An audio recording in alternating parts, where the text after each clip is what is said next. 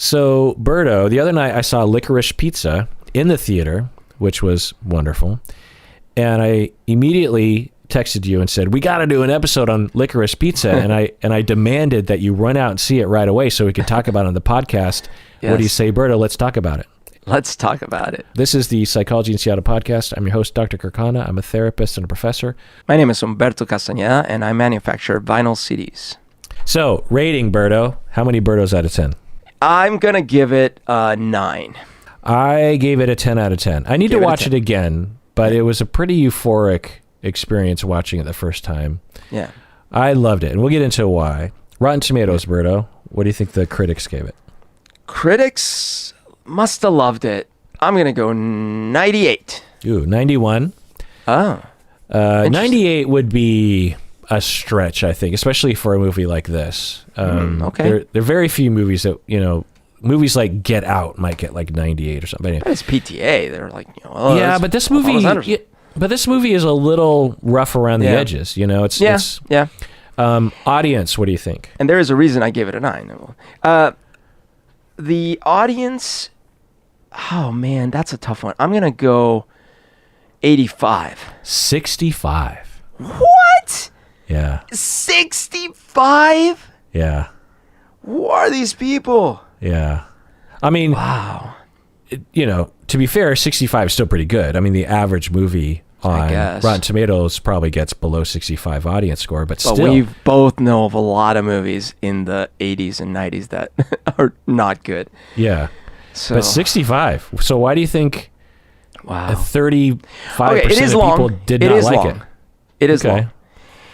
Also, and it feels long too because there's no real arc to the story. You know what I mean? Right. Well, I walked out of the theater thinking it was 3 hours long, but it's only like two hours, 15 minutes or something.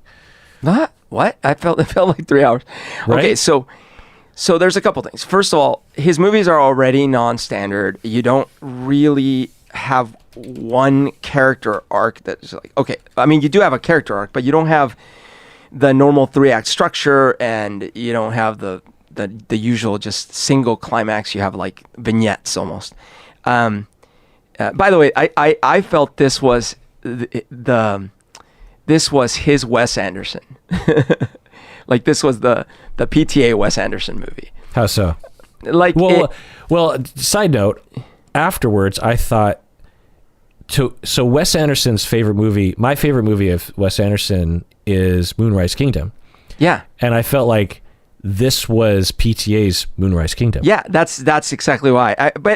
So obviously because of Moonrise Kingdom, but also stylistically and the characters. Now, granted, literally stylistically, you can't. It's very different. But you could see the Wes Anderson version of this movie and the characters themselves, although there would be less darkness to some of the pieces. The characters themselves kind of a actually be similar. I guess kind of a Rushmore tinge as well. They're like this. The guy is like all over the place. He's got all these little schemes, and he's got. Yeah. Anyways, the lovable so I thought that it was very teenage hustler guy, and it's a similar crush, theme. Who has this unabashed, restrained crush towards a woman who likes him but doesn't like him. That's right. Yeah. Okay, so.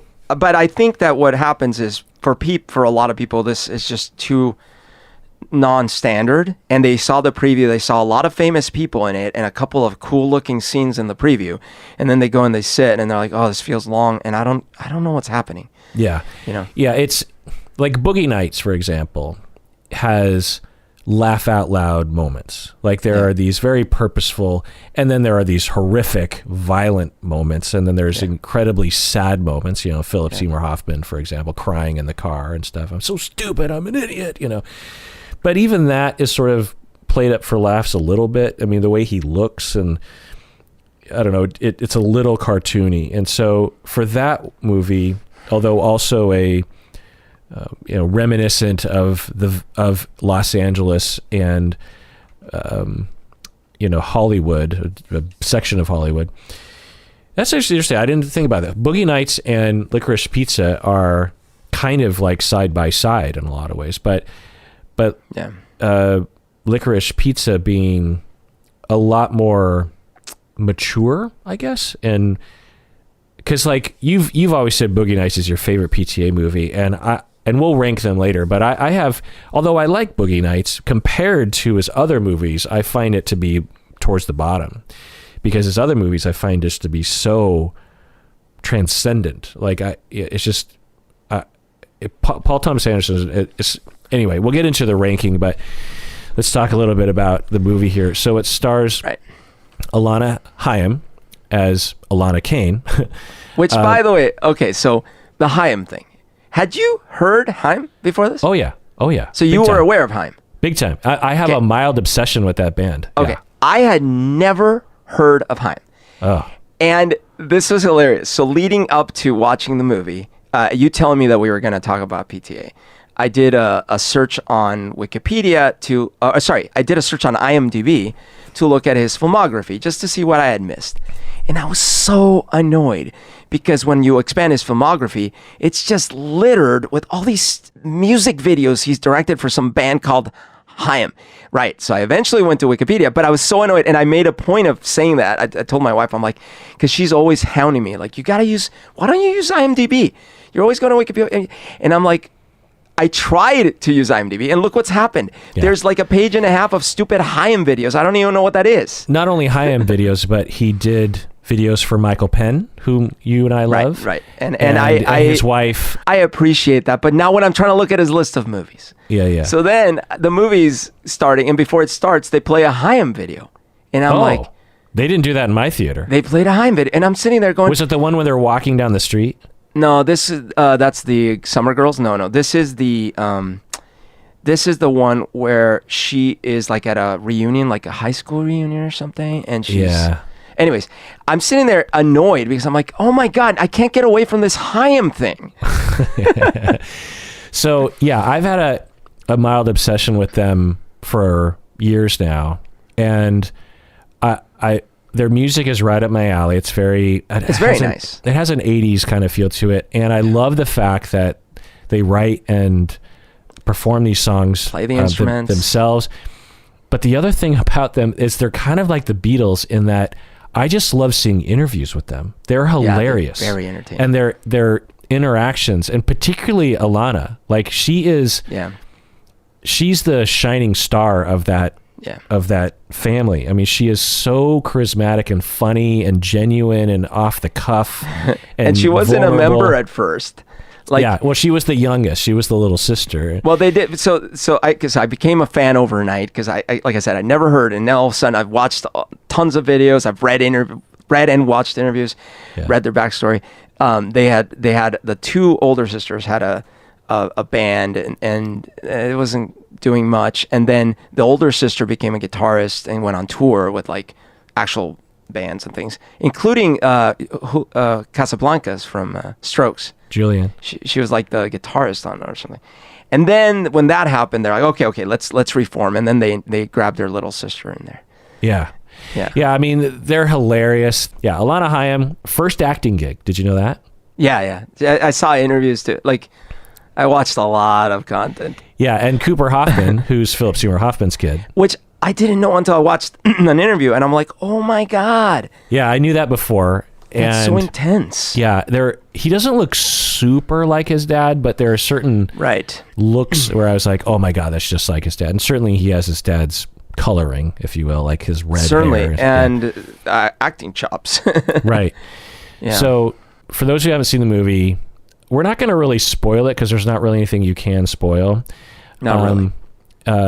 So you have Alana Haim, who plays she has the same name, and she's this 25-year-old kind of like post-high school woman, still lives at home. And by the way, her sisters play her sisters, right? Yeah. I kept like turning to Stacy as we're watching. I'm just like, those are her real sisters. So That's Esty and Danielle. That's the songwriter. As I was watching the movie, I didn't yet know the whole thing. Like I said, I was annoyed that there was this Haim video. But as the movie started, I'm like, why does every woman look the same? Like the women in that video look like the women in this movie. What is happening? Oh, you didn't even know they were sisters. No, That's funny. I didn't know. I didn't know that the people in the video had any relation to the movie. I didn't know that the sisters in the movie were the sisters from the video, and I didn't know why the sisters. Well, okay, I guess they cast them well because they looked related, but I certainly didn't know I didn't know that was their real dad. Like it was. Yeah. Awesome. So she plays a 25-year-old woman who still lives at home and is, she seemingly hasn't moved on to the next phase of life. She doesn't really know. She's just working as a photography assistant, and she seems like she's still wondering what her life will be like.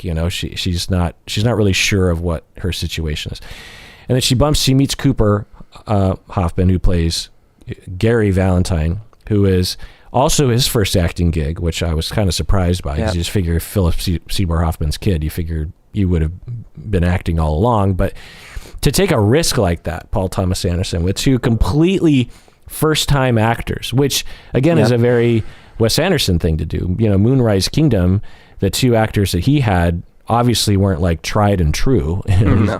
Even if they had a couple gigs before, they certainly weren't well-traveled actors. But anyway, and I just thought Alana Haim and Cooper Hoffman were just transcendent as actors. I mean, and of course the writing, the directing, and the cinematography, and the lighting, and the setting, and the film grain, and everything played into it. But like, I believed these people were these people. Like, it was so convincing to me. I mean, the level of verisimilitude to the facial expressions and the way they delivered. I mean, it felt so real. There were moments when they're first meeting, some of her invectives and some of her like comebacks and the way she delivers it, I was thinking to myself, well, that's got to be the end of the scene. He's got to be shut down at this point,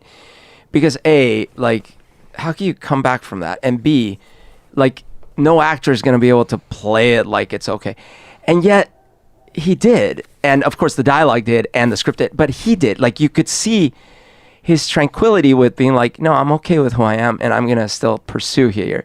And you were at ease with it. You're like, oh, interesting. He's a really confident, but not, arrogant really. No. But a super confident kid who is bored with his station in life and, wants some excitement. And he meets this older woman and is just like, let's hang out. Come on. I'm not a creep, but I just think you're an amazing person. And so we'll get into like what we liked and disliked, but Berto, we have to talk about the public reaction to this. This movie's been out for a while, so the news cycle of why this movie is a problem. What do you mean a while? When did it come out? I think it came out in 2021. Honestly, I think it was. Stop it, dude. It came out in. No. It was last year. It came out in November. Okay, because I remember watching the preview for this so long ago and literally being like, I cannot wait. I have to see this now. Well, Omicron, I mean, and so Omicron, for those of us in Seattle, actually, we respected the science for the most part, or at least you and I did, and shut everything down as far as we could. It just came out, man. I thought it just came out. And so Stacy and I saw the French Dispatch in December, but maybe a couple other movies, but failed to see this movie. And then by the time we shut down for January and February, it was like, but the first day, so on Tuesday, I'm every day I'm looking at the COVID trends. I'm looking at the numbers in King County, the county we live in, and I'm just waiting for it to get down to a certain level. And as soon as it was, I was like, Stacy, let's go see Licorice Pizza. So did they re-release it because of the Oscars? No, it's still been out. It's been out this whole time. Yeah. Wow. Yeah, it just never stopped. Yeah. Okay.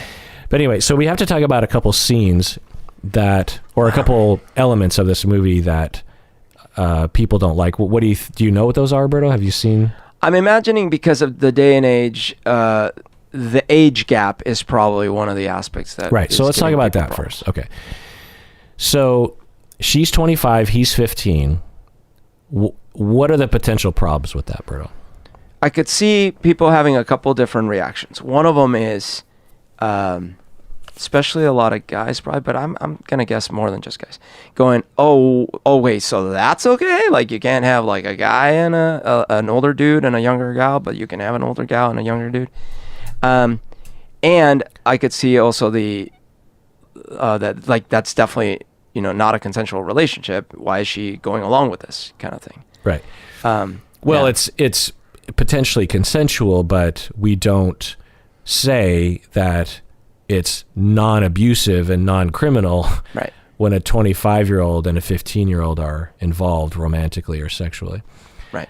Right. So that's the, and to put a sort of another angle on the men speaking up is you have a very good, wise movement among male victims of sexual assault that are like, we have a double standard in our society where women and girl victims are seen as victims, but men are not, and boys are not. And so we are going to react when there's that double standard, when you have a movie where a boy is having sex with a woman, we're not going to stand by and just watch you, make that okay. Because many boys are sexually abused and stop acting like they're not. It's awful. So, and they're not having sex, but right. Also, quick question. How much time went by? Because my impression was that by the end, he was 19 or 18 or something. Right. It seemed like he was 19 by the end. Yeah, it's hard to tell, but it seemed like a lot of months went by because we saw him have that business. At first he had the business idea, and then eventually he has the business. Even just from the fact that when he meets her, he's in the show. Some time goes by. He's supposed to go to New York. Then he goes to New York. This has got to be, several, weeks, maybe a couple months. Well, we see him be inspired to have two businesses and to run both businesses. And then have so the match, the waterbed match. Right. And by the way, the whole waterbed thing, Stacy and I did waterbeds make it to Columbia when you were young? I don't know if they made it to Columbia, but my mom had a waterbed in Tacoma. Okay. And the first time... Did you know the waterbed, the guy who invented it, he lives up in this neck of the woods? I think I had heard that, yes. Yeah. But I went to visit her. This was probably in, 80 or something, because I was little. And I think she's like, hey, go sit on my bed or something. Yeah. I'm like, okay. Because I had never heard of such a thing.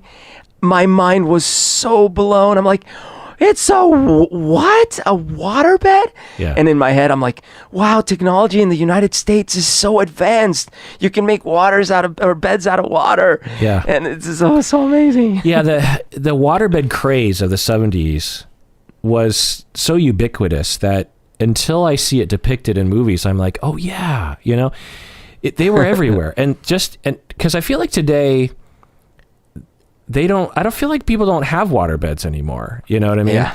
And I'm sure they do exist, but it felt like such a wave of the future because the whole idea was it forms to your body. I mean, that's the whole thing you're trying to go for with a mattress, right? You're trying to get something that doesn't impede with your shoulders when you're on your side or something. And of course, when it's water, it just moves with you. The problem, and I never had a waterbed, and we couldn't afford one, but my cousin had one and my friends would have one. And just to give you an idea, and they depicted this kind of well in the movie, is that it was basically a giant bladder. Later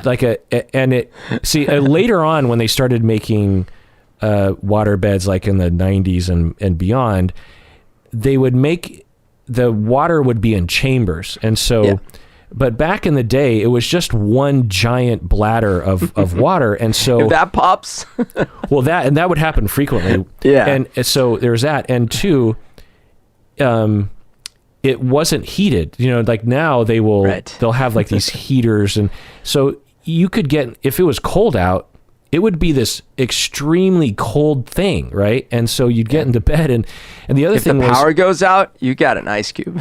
yeah, it would be freezing in the winter. Yeah, because it would be very good at, taking your body heat away from you, Yeah.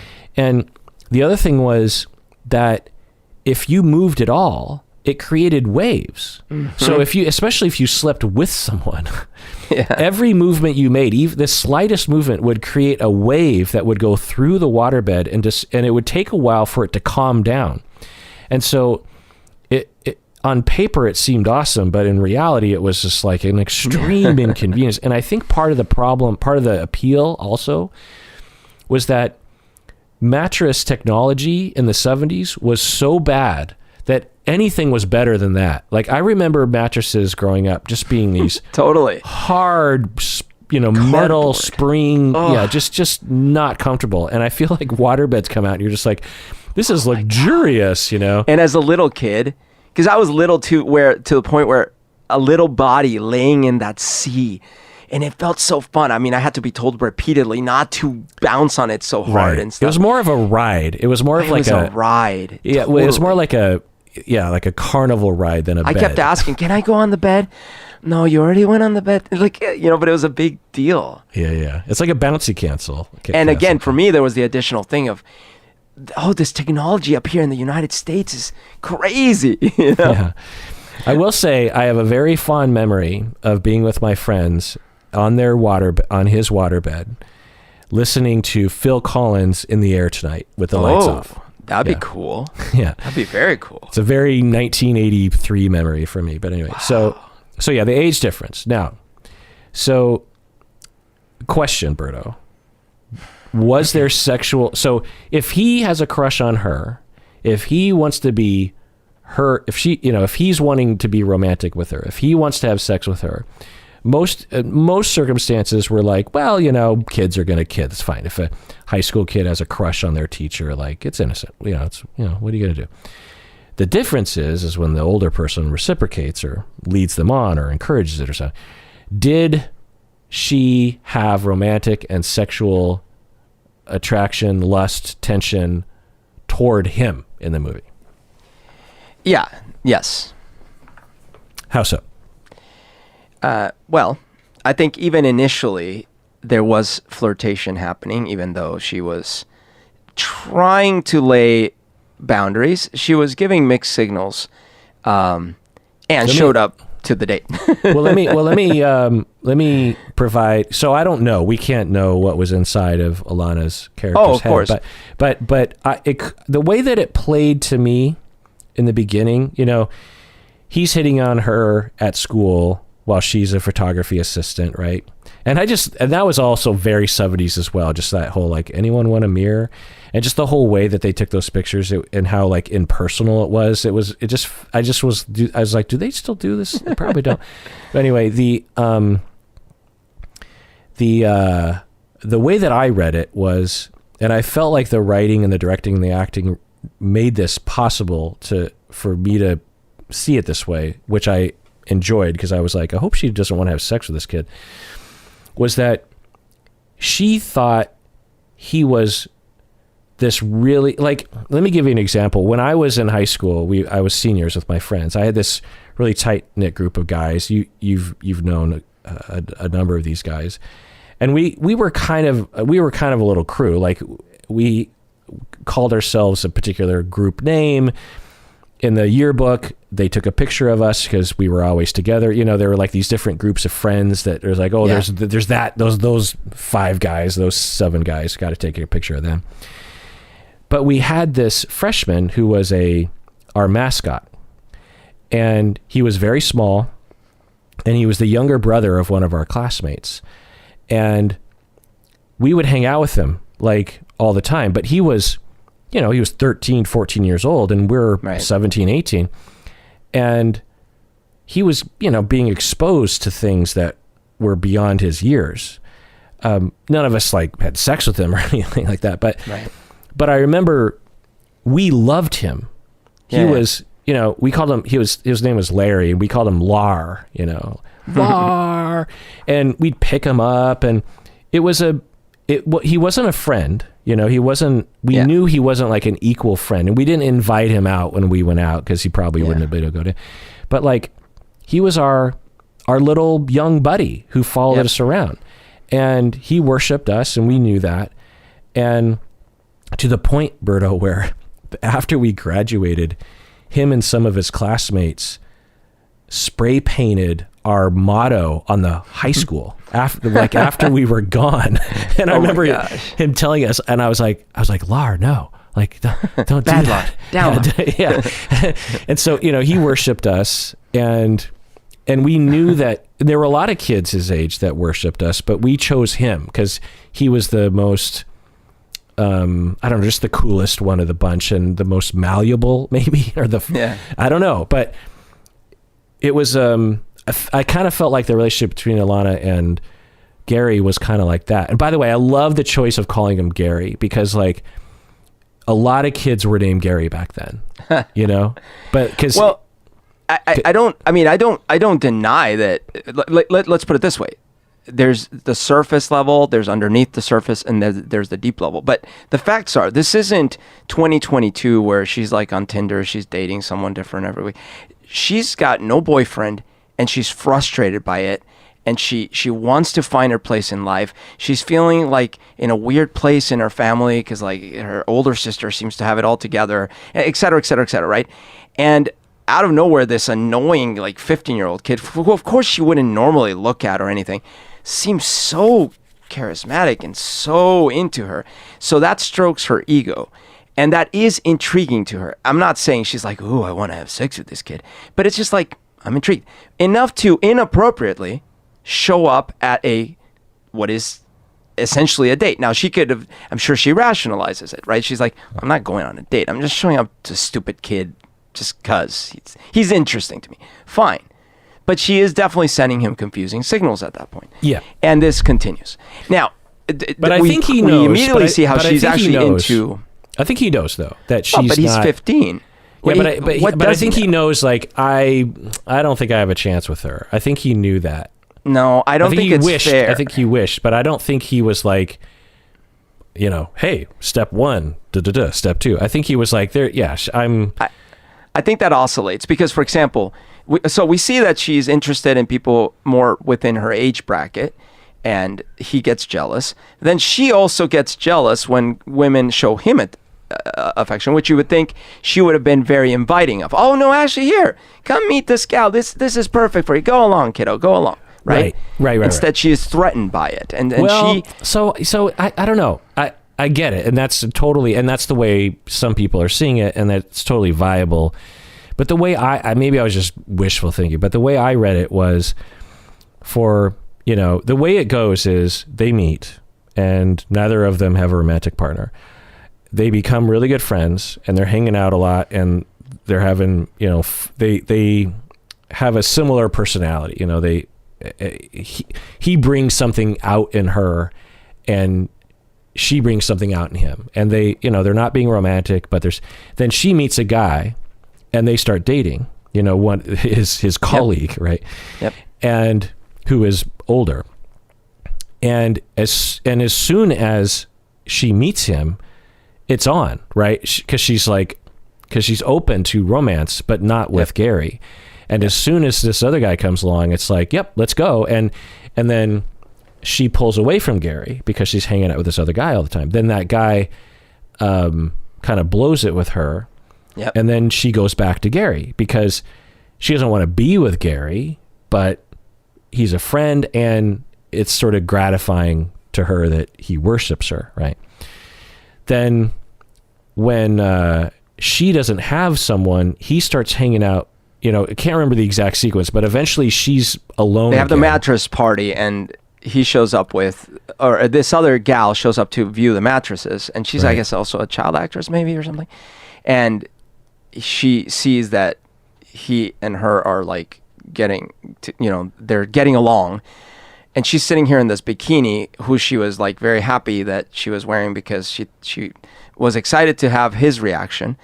And now she's annoyed and tries to pull him away from this, which is what I'm saying. Like, she should have encouraged Like, oh, great. Oh, so But nice to meet you. But she wants him all to herself. You know, she doesn't want to be with him romantically, and she doesn't want to kiss him. But, and this is just my interpretation, is that she wants his worship. She wants his attention. But she doesn't want to be with him. Right. Well, yeah, but again, and that's where it's different levels. You know, there's a part of her that is, let's say, not repulsed enough by the possibility to fully shut it down appropriately, right? And by the way, as I'm saying, repulsed enough by the possibility, there is a different aspect to this, which is that the age gap, although it is large. By the way, when she first meets him, she says she's 23. And later in the movie she says later in the movie she says she's 25, which is why I thought 2 years had gone by at that point. And later in the movie she says she's 27. So, or actually what she says is she says 27 and then changes it to 25. In the Wikipedia, it says in 1973, 15-year-old Gary meets 25-year-old Alana. And it never changes from that. All right. Well, anyway, so maybe I misunderstood the whole thing, because I thought they meet when she's 23 and by the end she's 27. But okay, in either case, from where I'm standing is like there's a different era. There's also sort of the age gap, although large and at a crucial time in their lives. It's not like he's a prepubescent, asexual entity, right? He's definitely able to procreate. He's definitely showing the marks of watch it, all these things. You could say that about a 15-year-old girl, and that's absolutely. It's not definitely. okay. It's not okay. No. But that's a different thing. You cannot control what feelings you might have in your head that easily, right? So the 23-year-old female might still see 25. that 15-year-old Either 25. Or the 25-year-old entity might see the 15-year-old entity and say, oh, whether it's good or bad, or they like it or not, they might say, oh, well, this is sort of attractive to me. Okay. Whereas, and actually, so much so that, because we've had the debate, like you can have an 80-year-old and a 19-year-old, and somehow there's attraction, and that to me is harder to understand than a 25 to a 15-year-old. But it doesn't mean that the other one, just because it's hard for me to understand, doesn't mean that it can't be there. So that's why I'm saying, like, on the surface level, these are just two humans close enough on age that are absolutely viable reproductive targets. They can absolutely have a child together. Right. So so in another culture currently, in other countries around the world, this would not be considered illegal or abusive or anything. Right. And because of that, it's hard to expect that in the brain at some level of the 25-year-old there could or could not be, like meaning just because it's the law or whatever doesn't guarantee that 25-year-old will have zero feelings towards that 15-year-old. It doesn't make her a pedophile or some sort of deviant. Yeah. Right. Yeah. Now in this case, I would say that in addition to all of that, if she were a better informed 25-year-old, someone might have explained to her how to set better boundaries.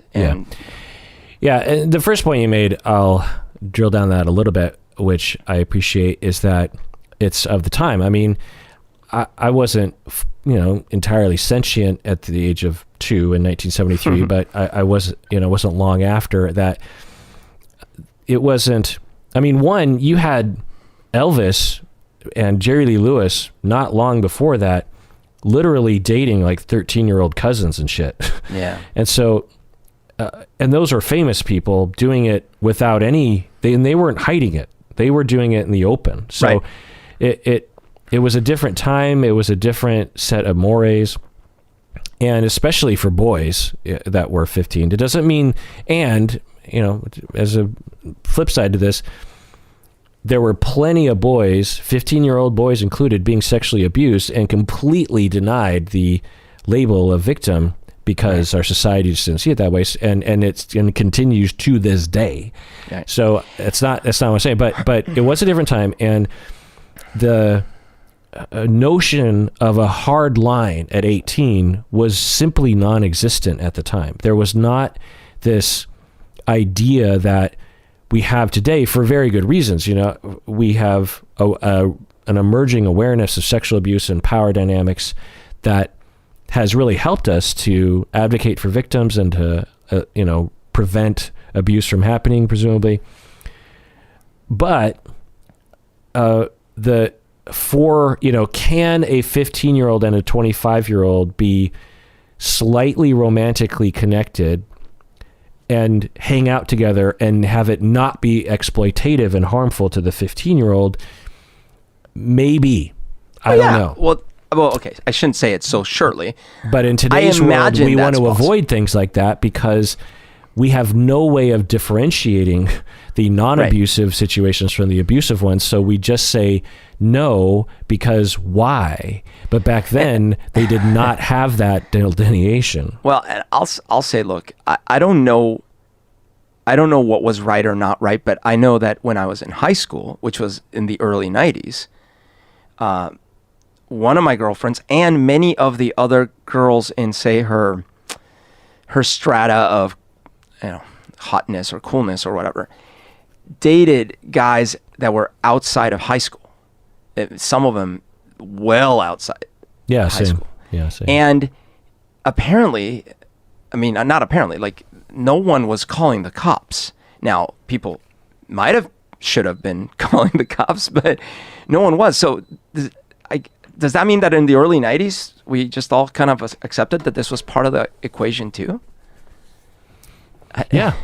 That's a little different from the movie because, it's in the direction for certain, and we're commenting on, because this was just, because the other element about this is, even if Alana was sexually attracted to him, which we don't know, she could have easily, if someone had said, "What are you doing?" She'd be like, "Look, he's just a kid that I hang out with. I just find him funny."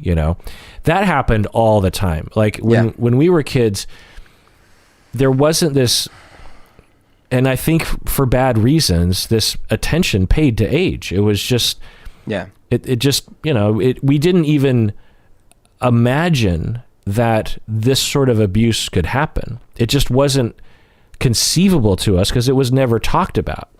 And so you could have a 25-year-old girl in the neighborhood hanging out with the teenage boys, and people might make fun of her a little bit, like, man, that's kind of weird. But it wasn't like a scandal. It wasn't like, oh boy, better tell my parents about it. Like, it just, people hung out with people. Like it just felt less supervised, I guess, is, people didn't care what young people did. It's like, well, it's just young people doing young people shit. I'm gonna get back to my scotch and rocks and my cigarette and my Merv Griffin, and all the young people can go to hell. Yes. You know what I mean? I don't care what they're doing, and so okay. So, but to be having said all that, sexual abuse happens. She could have been a pedophile. We don't know. It could be considered. Now that I did not get the sense of. We don't know. I know, but it could have been considered abusive and exploitative. If we reverse the gender and there's a 25-year-old man, if it was just Licorice Pizza 2 and there's a 25-year-old man, 1973, hanging out with a 15-year-old girl. That's called, what's it called? Shoot. With Lolita? No, it's not. It's, what's the movie with, like, the best thing I like about high school is I keep getting older, they stay the same age. Right, which is disgusting. What's the movie?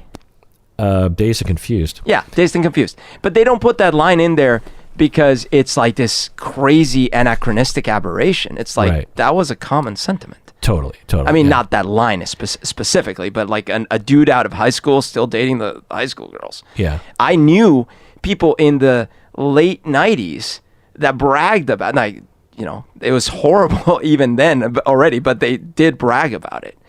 Like, so, Berto, you have daughters. When they turn 15 and one of them has a 25-year-old friend that they hang out with all the time, how do you feel?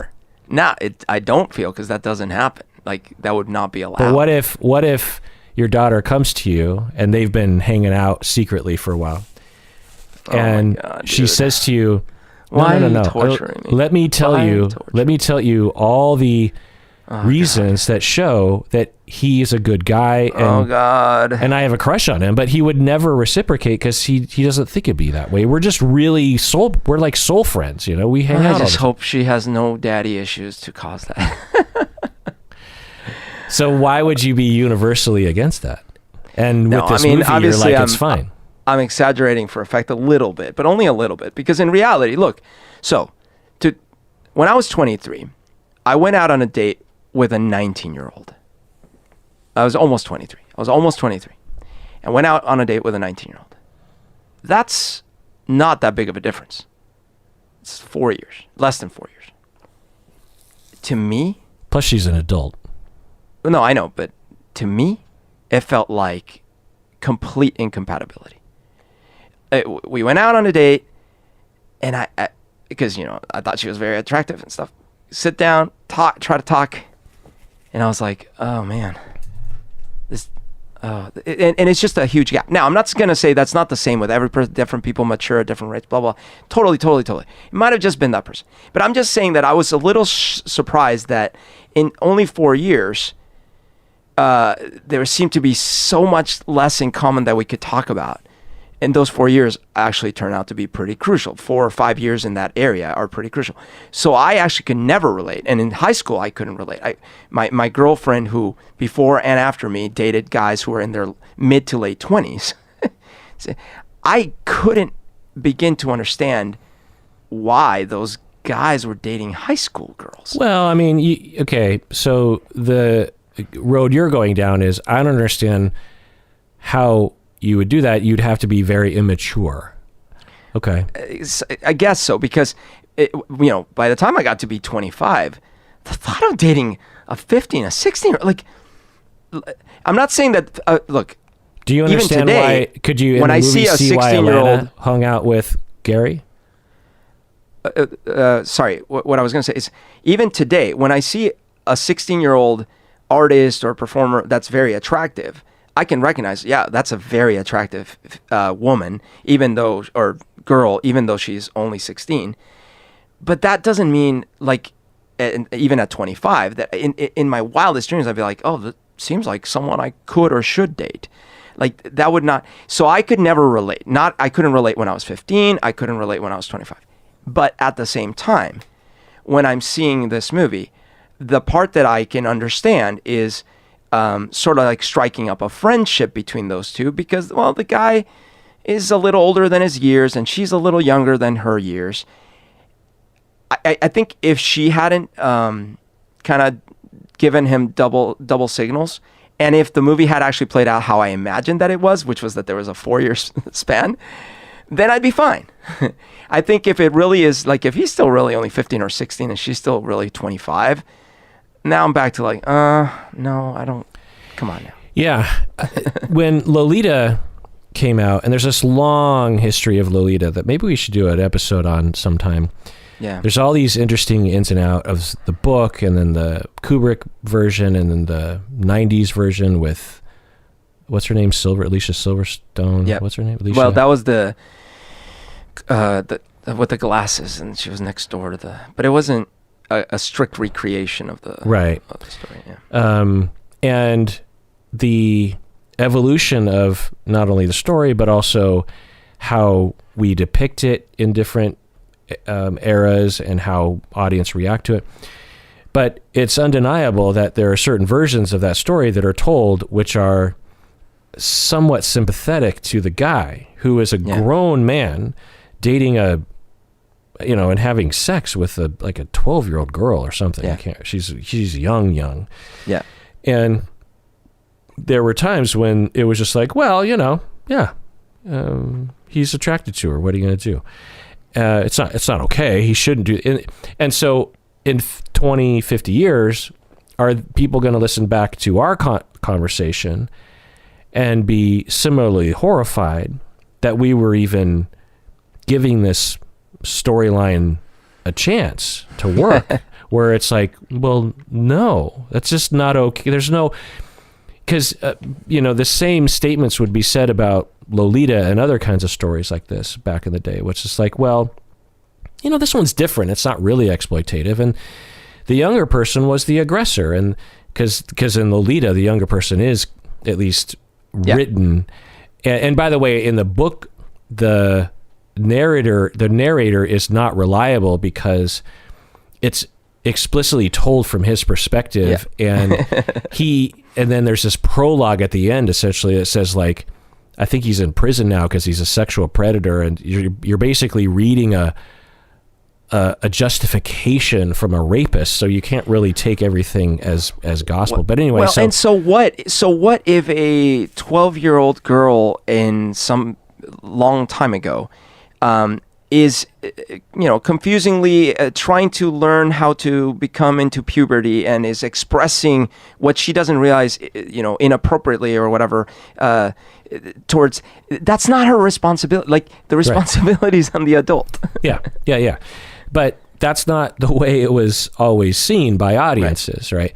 And I should add that in history, it was considered, in so many contexts throughout so much of history, perfectly fine, because women really had very little agency. It was it's like you just, and there wasn't such a thing as an adolescence. There was essentially puberty, and you were an adult. So, so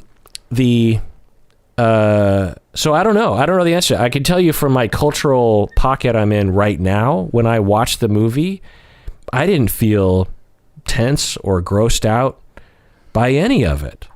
But I certainly didn't feel grossed out, and they took some pains to, for example, he never actually crossed an inappropriate boundary. Like, there's that moment where he almost does, and he doesn't. Like, he almost touches her breast and doesn't. But then she kisses him. She did kiss him at the very end, right? Yeah. And then she also showed him her breasts. Right. And when he asked if he could touch, she slaps him. Right. So I think part of that helps it not feel as creepy, right? Because he doesn't end up doing something like where she's asleep and he does something. She like does something, but reluctantly. And again, this might have fooled more than just me. I felt that because of the passage of time, like, we got used to the idea, and so then by the end I'm like, well, now it's okay. Yeah. They also cast them in a way where she looks younger and he looks a little older. Yeah, there's another movie with John Cusack and a young Natalie Portman, I believe, that has this kind of element to it. But so I don't know. Maybe in 20 years I'll rewatch this movie and be disgusted. I don't know. I don't know how I'm going to receive it. I don't know how our culture is going to change over time, but I could see that happening. I could see me in 20 years looking at this and just going like, oh, like there are certain episodes of Friends that I watch now, and I'm just like, oh, like, it's so, like, the homophobia between Chandler and Joey is just like disgusting. Right. Oh, gay. That whole joke is like, oh, you're being so gay. And it's just like, oh my God. And so, and certainly in the 90s when I first saw that scene, like, I might have been like, huh, but it certainly doesn't, it feels like a lightning bolt through my soul when I see it. I was like, oh God damn. Yeah. But, so in 20 years, will this happen? I don't know. But I can tell you that when I watched it, it didn't feel exploitative to the 15-year-old. And that one scene where she shows him her breasts, I think was extremely complicated. Like, the layers of that. One was her motivation was, if you see them, will you stop? Was kind of a thing. You keep talking about it. And okay, how about I just show you them, you little perv? And I'm not going to be happy about it. And you're going to look at them and you're just going to be like, look, they're breasts. Get over it. Like, stop with the fucking breast obsession, But you could imagine, look, part of it is this movie is showing us things, and it's not actually trying to pass moral judgment on it. Right. With maybe a couple of exceptions. One that sort of stood out as gratuitous was at the beginning when she walks by the photographer and he slaps her ass. Now, of course, I'm not saying that didn't used to happen. That's the whole point. That happened all the time. Yeah. But I felt that in that moment, I'm like, yeah, I get it. Like, this used to happen. That's abusive. But it didn't. If it actually took me out of the scene. Yeah. Because if like that it was didn't. So Yeah, it was so stark. Like, Yeah. and it was purposely directed this way and acted where she didn't break stride. She didn't make a facial expression. She just gets slapped hard on the butt and just like, yep, that happened, whatever. Like, and there was no later scene where she's angry at him. Or, Right. Now, it was in a way that's so realistic, sadly. That is realistic. Right. It's just that I felt like, well, that's a little too self-conscious, I felt. Right, it feels a little like, wink, wink, look, Yeah. we're in 1973. Yeah, exactly. And there wasn't a lot of that in the movie. No. No. Yeah. It was surprisingly unsubtle for a very subtle movie otherwise. Yeah, right. By the way, before I forget, one of the things I loved about this movie was there were so many one takes. This movie probably has like 35 long takes with no breaks, like complicated dolly shots where they're running. And that's the other thing, the running involved this was very evocative to me because I feel like I haven't really run since 1973. You know what I mean? Like the running, I feel like the running in this movie, out of everything, the music, the decor, the fashion, the running was what brought me back to my childhood. I felt like I was always running as a kid. Everywhere. There was a scene in there that made me cringe, but totally evoked that feeling, which was when they're excited after having done the radio ad or something, and they're running back to take the phones because people are going to be calling. Yeah, and they're stumbling on each other to try to run back to the thing. I was cringing because I'm like, as an older person now, I'm like, oh God, they're going to trip. They're going to break their arm or something, right? They're going to skin a knee. They're going to skin a knee. But they're just running with wild abandon, which absolutely, I remember just like that feeling of like, get out of my way. I got to, I'm just running. Yeah. Just like kinetic. Sliding down the thing. Yeah. Tumbling over a table. Like, well, do your kids run very often, Berto? Oh, yeah. Okay. So they're running in the house. They're running outside. Yeah. Like, okay. That's my 11-year-old hurts herself quite often because I'll hear like I'm like what? Somehow that makes me feel very, very good. That makes me feel very, very. So, what else do I have in my files here? That's it. All right. What else do you think this was criticized over? Well, let's take a break first to get back. Let's talk about that. Right. What do you say? All right, we're back from the break. I thought we would do an OPP. Berto, what do you say? OPP. These people became patrons all the way back in January of 2020. Oh, no. Right before. And have stayed patrons ever since. We have Kristen from Pennsylvania. We have Mary from Fort Payne, Alabama. Fort Payne. We have Joyan, I'm pretty sure I'm not pronouncing that, from Sweden. Oh. We have Andrew from Richardson, Texas. We have Patrick from St. George's, Canada? St. George's. Quebec, Canada? Oh, okay. Crystal and Ray from upper tier patron Ray from God knows where. Pippa from New York, New York. Oh. D from God knows where. Anahita, who is an upper tier patron from California. Do you think that's a Hispanic name there, Berto? Anahita? Anahita? Hita? Don't know. It's one name. Anahita. Anahita. With an H? Yeah, H. Well, if it were Spanish, it'd be Anaita. Anaita? Maybe. Okay. Pobo Ranuik from Romania? Oh, I know. RO country code. That sounds Romania. RO country code. Romania. Yeah. I know a couple people from Romania. So thank you all for being patrons through thick and thin, through several variants. And yeah. Oops, sorry. I just kind of screwed up my notes here, Berto. I must correct them while I'm talking to you. All right. So getting back to this, by the way, if any of you were disgusted by the age difference in Licorice Pizza and it either mildly or majorly turned you off and you feel like it's just another example of justifying the rape of children, I would understand that. Like, I get that. I didn't take it that way. and I was looking for it, and I was like, I kept like waiting, like, okay, but there was something about the way it was written and the way that Alana played it, and the way that Gary is as a human. And so another argument, just to my final point, is that Gary, Cooper, the guy who plays Gary, does not look like a 15-year-old. That was one of the things I was going to say. If you line up my picture from when I was 15 next to him, I'm like, come on.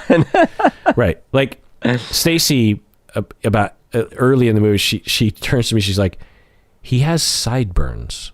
Like 15-year-olds don't have sideburns. Like very occasionally they will, but he looked more like at least 18. You know what I mean?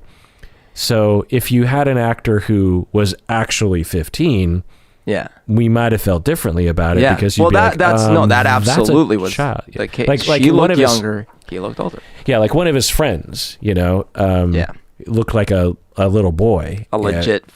Yeah, anyway. So what's the other thing that people are angry about this movie about, Berto? What do you think? Oh, there's more. Oh. Well, there should be something that's pretty obvious, honestly. Really? Yeah. Oh my gosh, let me think. Oh, if you can't. Is it the gay couple? Or? No. Oh my gosh. Oh, it's going to hurt. You're going to hurt me, Berto. You're going to hurt me. The atheist. No, you're going to hurt me. You're going to hurt me. Oh my gosh, what am I missing? Damn it. The Japanese scenes. Oh, but those were hilarious. Oh, you thought they were fun. Okay, so tell me. No, not only did I think they were funny, like they were sadly so believable. Okay, so tell me, and I'll just say as a opener, I do not really understand these scenes. So when I saw them, I was like more confused than anything. But how? You're kidding me! And there's a lot of talk about these scenes on the internet, and so how did you receive it? Like when you saw those two scenes, what did you think was happening? What do you think PTA was trying to say? Okay, so I thought this was a second instance, but one that I totally allowed because I was laughing so hard. I thought this was another instance of a little too self-conscious, wink, wink, look how terrible white people were about Asians. That was my feeling about what the intention of the scene is and what the effect of the scene was. But the guy, I forget his name, he's from all the Christopher Guest movies and stuff. He's so intrinsically funny. Yeah. To me, that scene was hilarious, but of course, maybe... I don't know. So let me ask you. So the two Japanese women in those scenes, how do you think they felt about what was happening? In my mind, did they not even know what was happening, kind of a thing? Oh, in my mind, the two of them came off as like very, very nice, very sort of like subjugated. Because what I felt was like, oh my God, this must have been true. Like here is a white dude that they are basically having to be with. And so they're like Mars. They're like tolerant. They're like, oh, look at this buffoon. Well, and in the first scene, we are led to believe that he sort of speaks Japanese, and yet at the same time, he confusingly has taught himself that when he speaks to her in English, he's got to put on the stupid accent because that way she'll somehow and speak really loudly, so she'll somehow understand him. But so the other person understands what he's saying, and she'll understand what he's saying, which is just unbelievable. But then by the second scene, he's like, "No, I don't even speak." To me, the humor comes from like how unbelievably like offensive and like this guy is, but yet he's clueless, and everyone around him is clueless that that's in any way offensive, and in any way, using these people, but yet it's funny because his accent being so over the top is I could absolutely see someone doing that and thinking that they were being super respectful. And I can't. I'm a Japanese person. I've been around a lot of Japanese people and a lot of racist people towards Japan. I've never seen anything even close to that, and I think that was maybe why I was like, "What is happening?" They do that today. These days, they do that with Hispanics. Like 5%. That 5%. Oh no! I've seen worse than that. I have seen worse than that. Tell me. Like comprende? You comprende? Like these kinds of overly exaggerated, half Spanglish things with really loud, elevated voice. But happens today with Spanish. I've seen that. I don't know if it still happens with Asians, but it does. It does. Yeah. In fact, in a non-racist way, it happens with my dad, my Japanese American father, who doesn't speak a lick of Japanese. When we go to a Japanese restaurant, my dad has a great respect for Japanese business owners and older Japanese people. And when there was this one restaurant we went to all the time in Rainier Valley as a kid, this Japanese restaurant, and he would talk to, there were Japanese nationals that would work there who, spoke broken English, and so my dad, I always noticed, would talk, in fact, all my Japanese relatives would talk differently to these elderly Japanese people. I'm guessing in a similar way that they talk to like their grandparents or something who didn't speak very much Japanese or much English.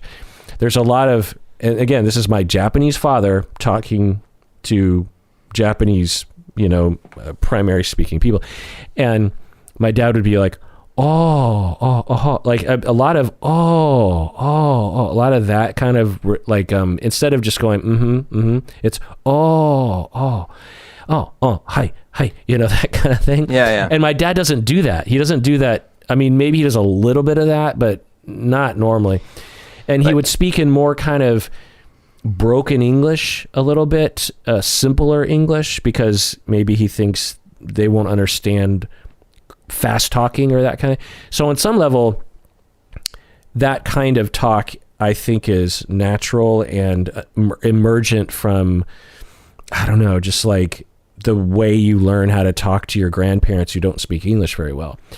And there's a certain accent you might even kind of use. So I get that. But certainly I've seen people speak to Asian people in a similar way that you're describing with Hispanics. The thing in this scene, though, is that it's so cartoonish that if it was dialed back to like a 3 instead of a 10, I think I would have received the message that you received. Because when I was watching him just, and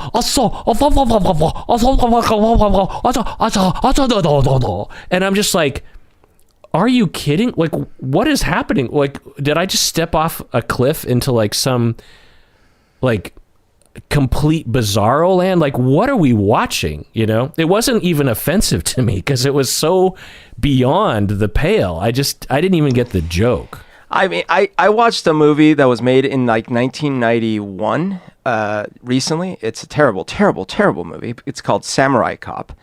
And it's one of those so bad it's very laughable movie. And there are these 2 Japanese businessmen here in the United States who speak English, but to each other they speak like, dude, what the honor? It's just so and this is 1991. Yeah. And so, like, I don't know. You probably have a much better frame of reference. But it wasn't. But those in that context, which I totally, grew up with, by the way. Yeah. I mean, I've seen Breakfast at Tiffany's. Yeah.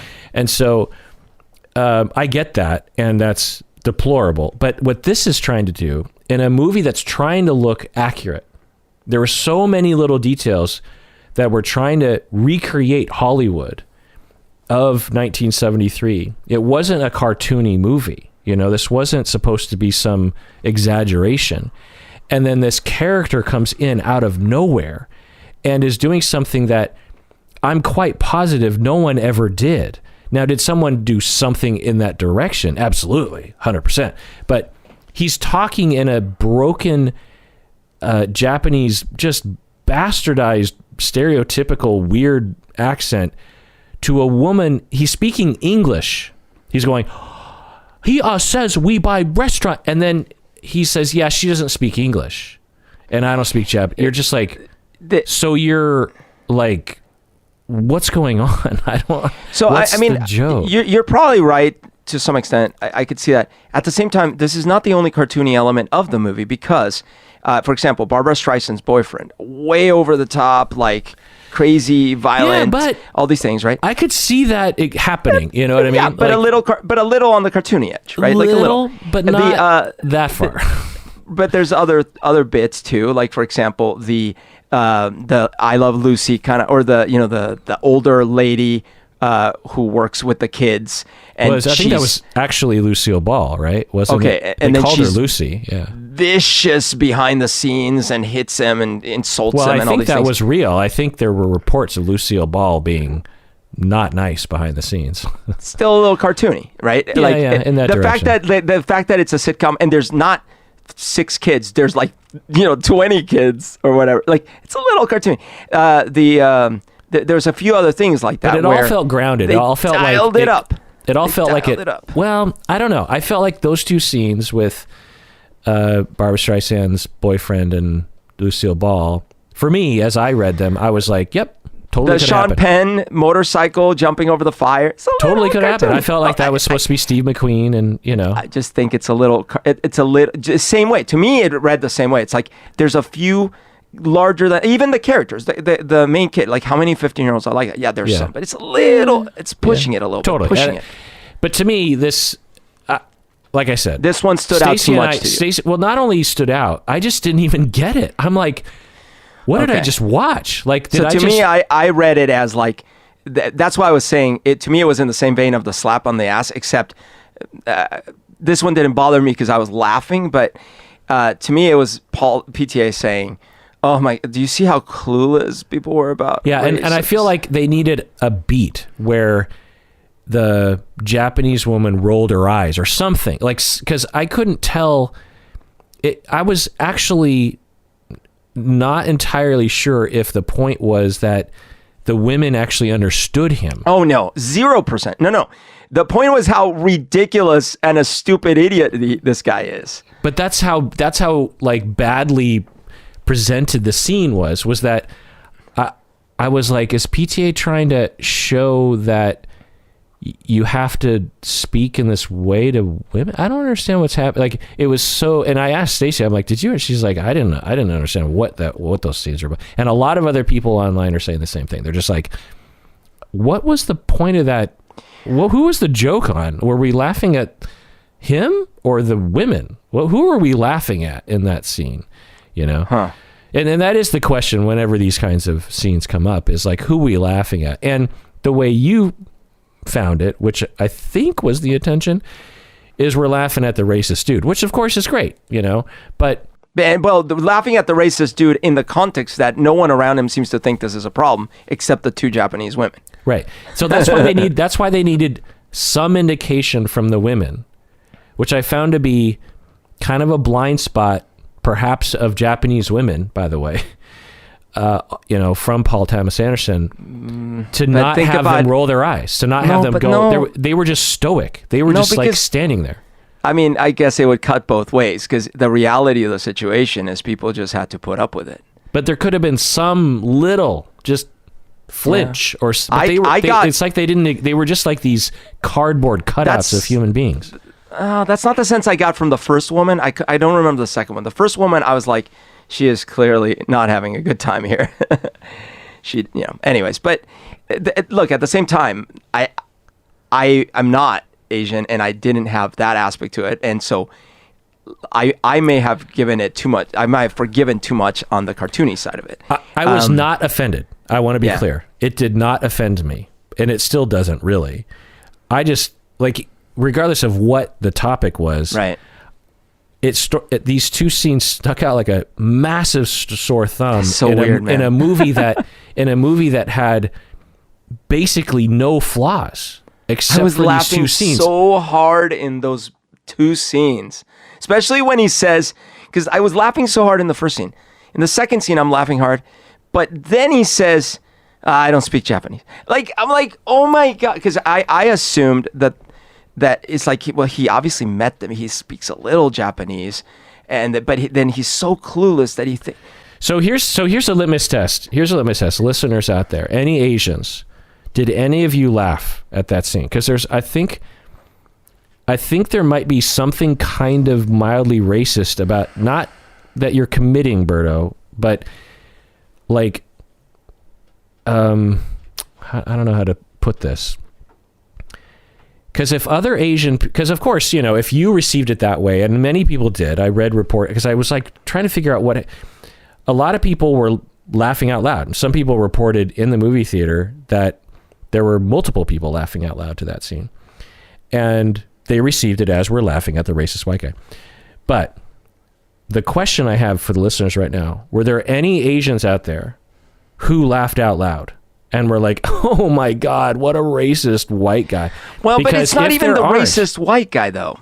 Sorry, finish your point. If there aren't, then I wonder if there isn't something, because I can see a world where part of the joke, unknowingly to the laughers, is kind of against Asian people.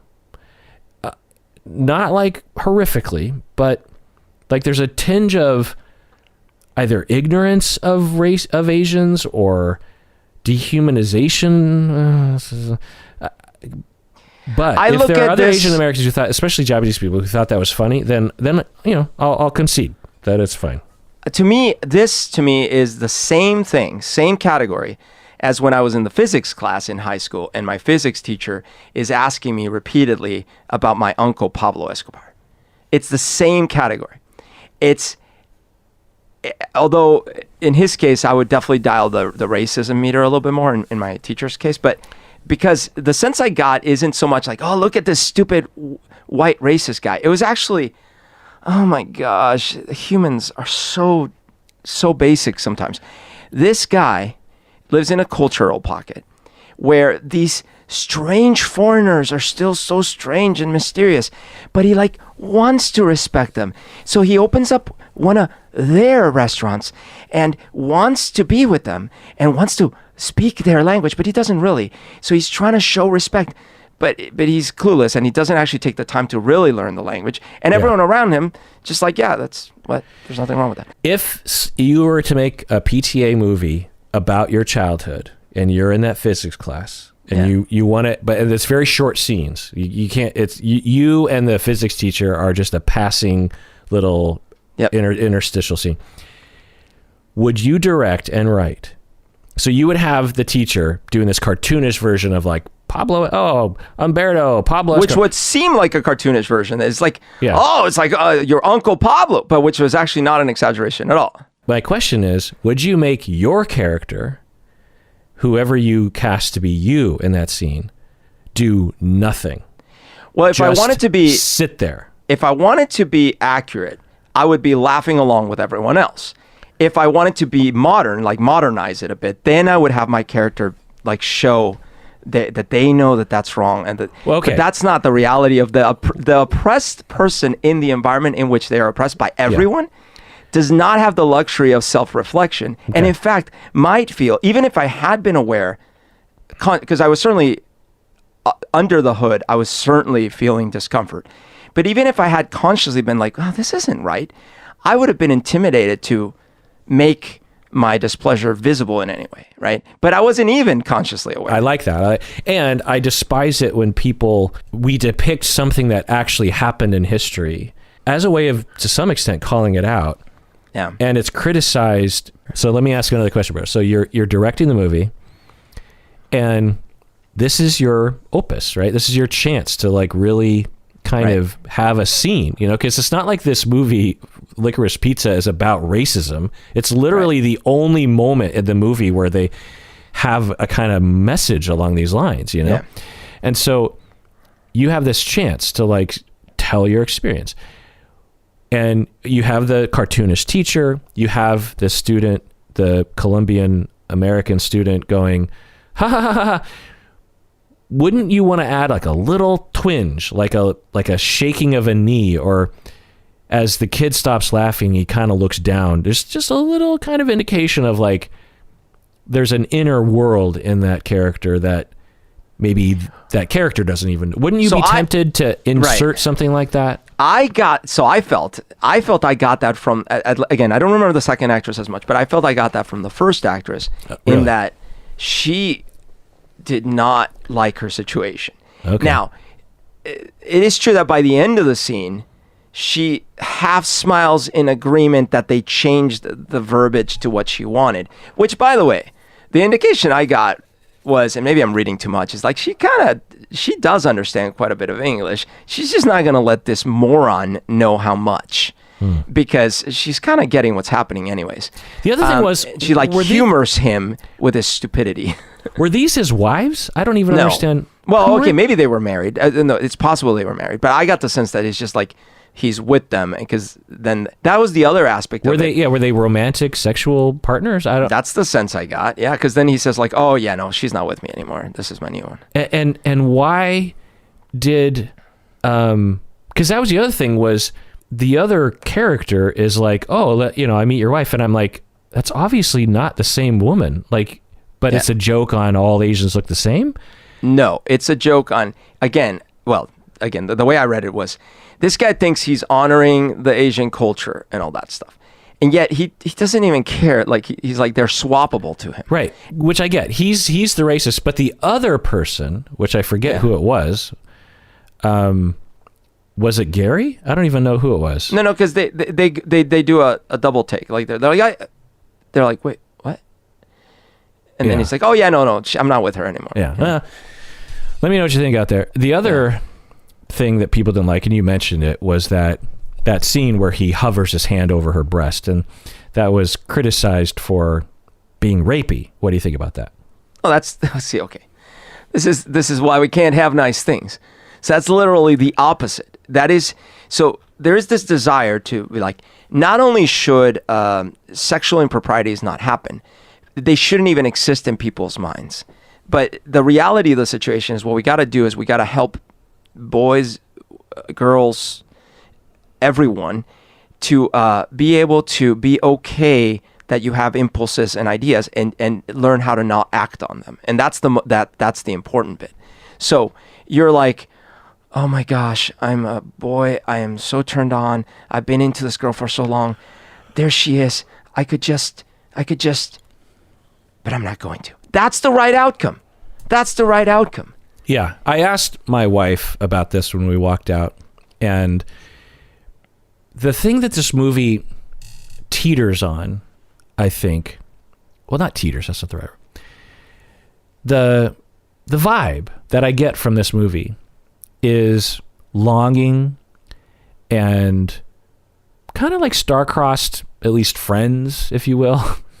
They're kind of doomed from the beginning because of the age difference and the fact that she would never date someone his age or something. Right.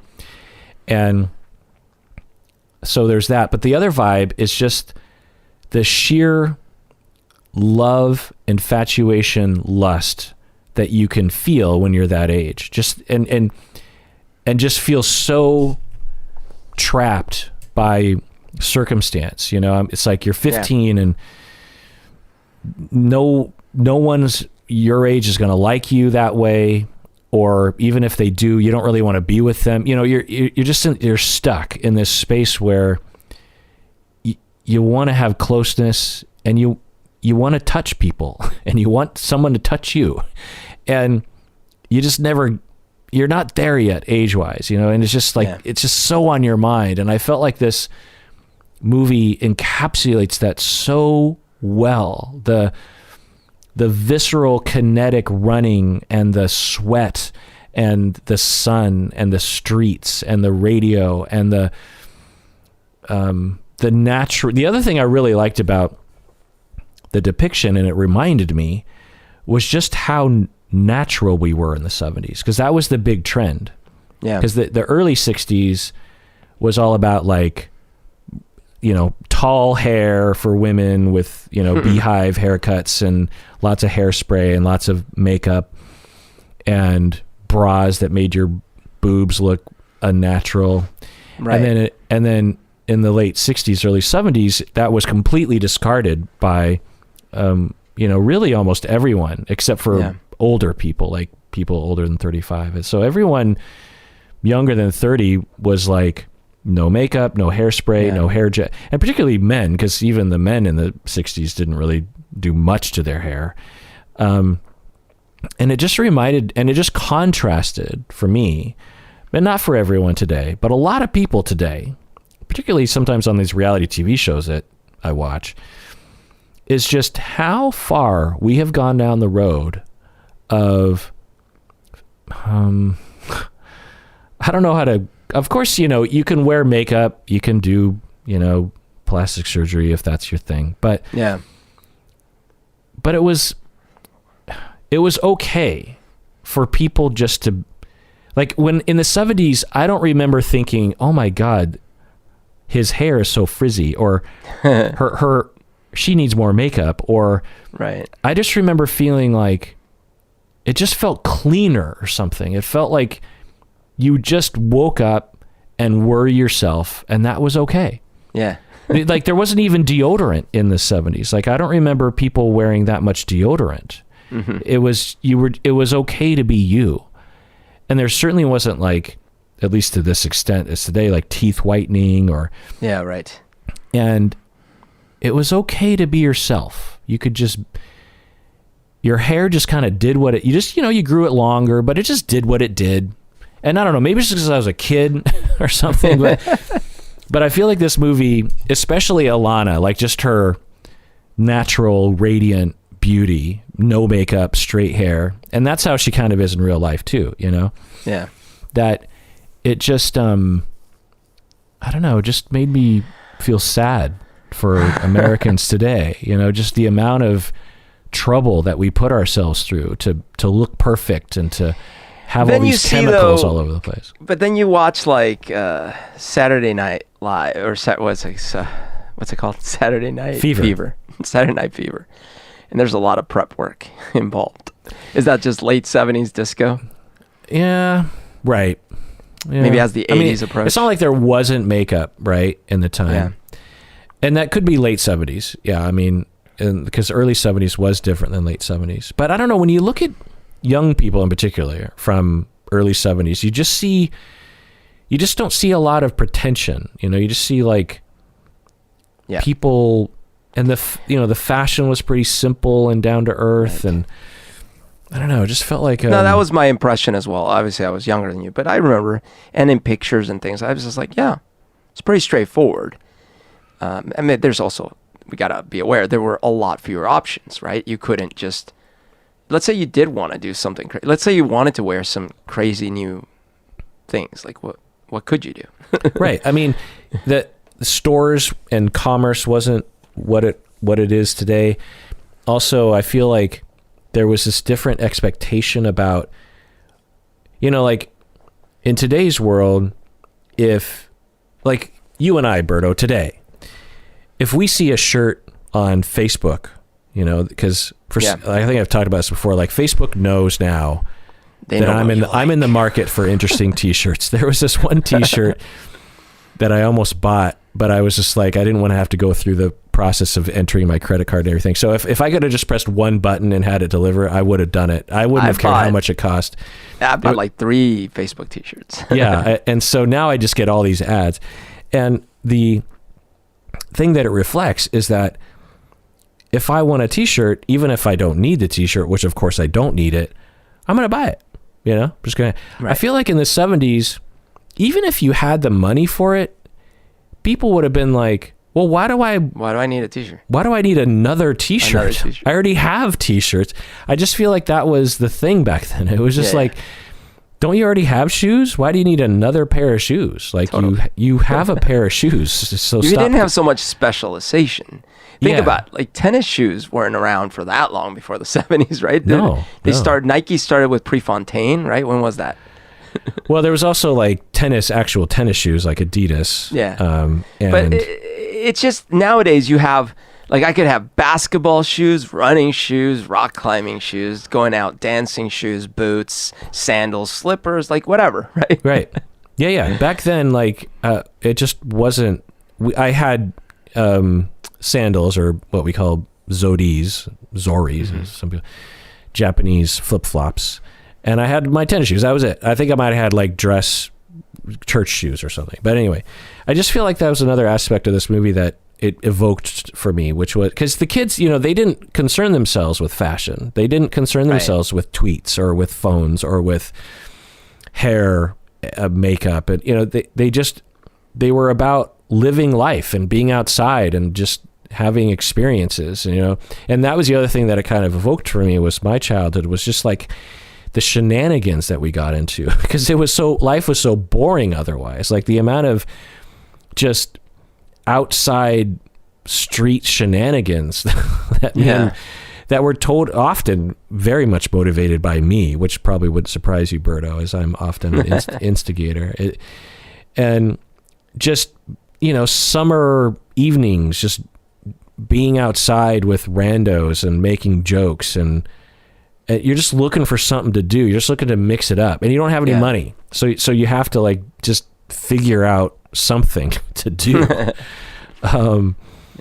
So yeah, I really liked it and of course, PTA is our age. And so he's, obviously calling back to that whole thing. Totally.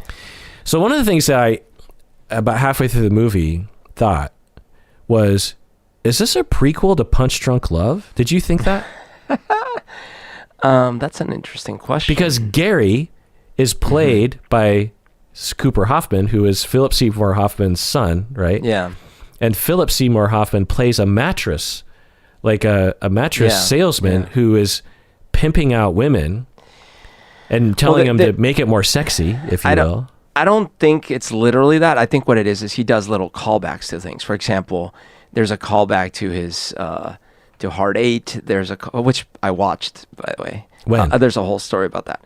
And there's a callback there. I think subtle, but when he's looking at the newspaper and there's the porn advertisements, it's sort of like a Boogie Nights callback too. And right. I think that there's little bits there. So I don't know if it's literally the same universe. Just Yeah, I mean, Philip Seymour Hoffman's character in Punch Drunk Love his name is actually Dean, so he can't actually be. But it does line up, time wise anyway, because Gary is 15 and 73. By 2002, he could, easily be of age to. I think it's at the very least a very good Easter egg. Yeah.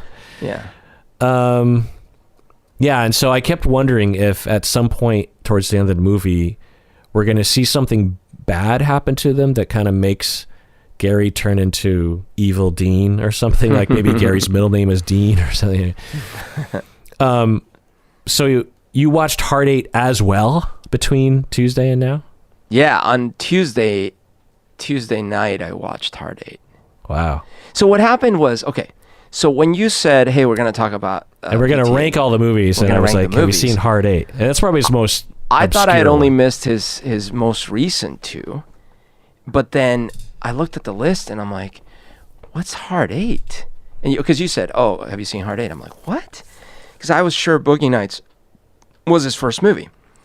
And then when I read up online, it said it was based on this short called Cigarettes and Coffee. And I was like, wait, I've seen Cigarettes and Coffee. Which turns out I hadn't, but I got confused because of that movie Coffee and Cigarettes. Yeah. But that's not what I was remembering, because I had seen when I looked up online, I saw a little like a little screen grab of Cigarettes and Coffee. And I'm like, oh yeah, I think I saw that in college. Okay, so long story short, I watched the short Cigarettes and Coffee, which by the way is really great.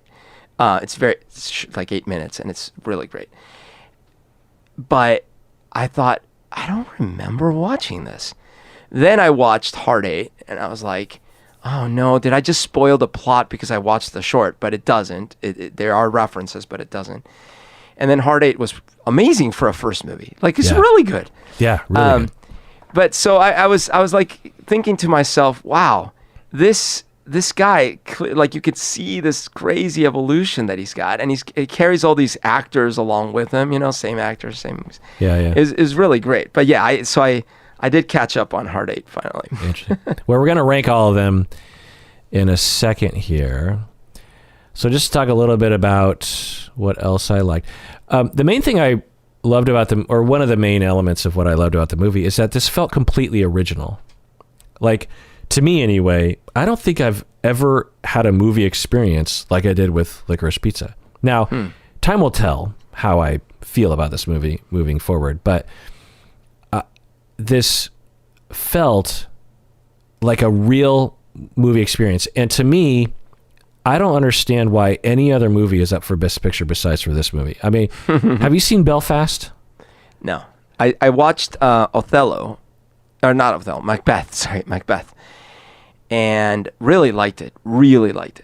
Oh, really? I haven't seen Macbeth. It's an A24 movie, so it's got that amazing visuals. It's square format as well, black and white. I've seen some. The caveat is I've never watched or other Macbeth versions, so I'm a neophyte when it comes to Macbeth, and so I liked it. I enjoyed it. I thought the performances were really grand. But. I mean, I liked Belfast. Me and my wife liked Belfast, but I didn't think it was anywhere close to Licorice Pizza. I mean, so I don't know. To me, Licorice Pizza meets all the criteria. It's wonderful. It's interesting.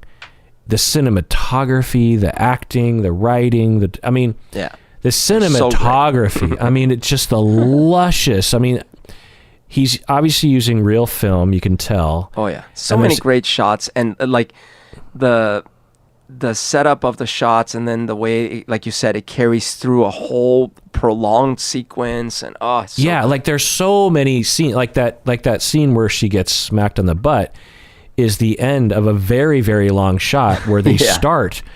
I think it's one shot where she's walking along with the mirror going, asking with the that's right. Anyone want a mirror? And then all of a sudden, one long Gary, shot.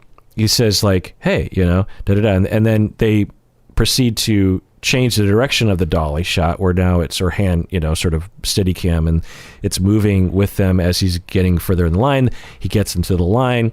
They zoom out. They kind of go around the registration table. They take the picture, and then they follow her now, and then she gets smacked in the butt. And that's like, I don't know, like 8-9 minutes or something, or at least crazy. 7 minutes.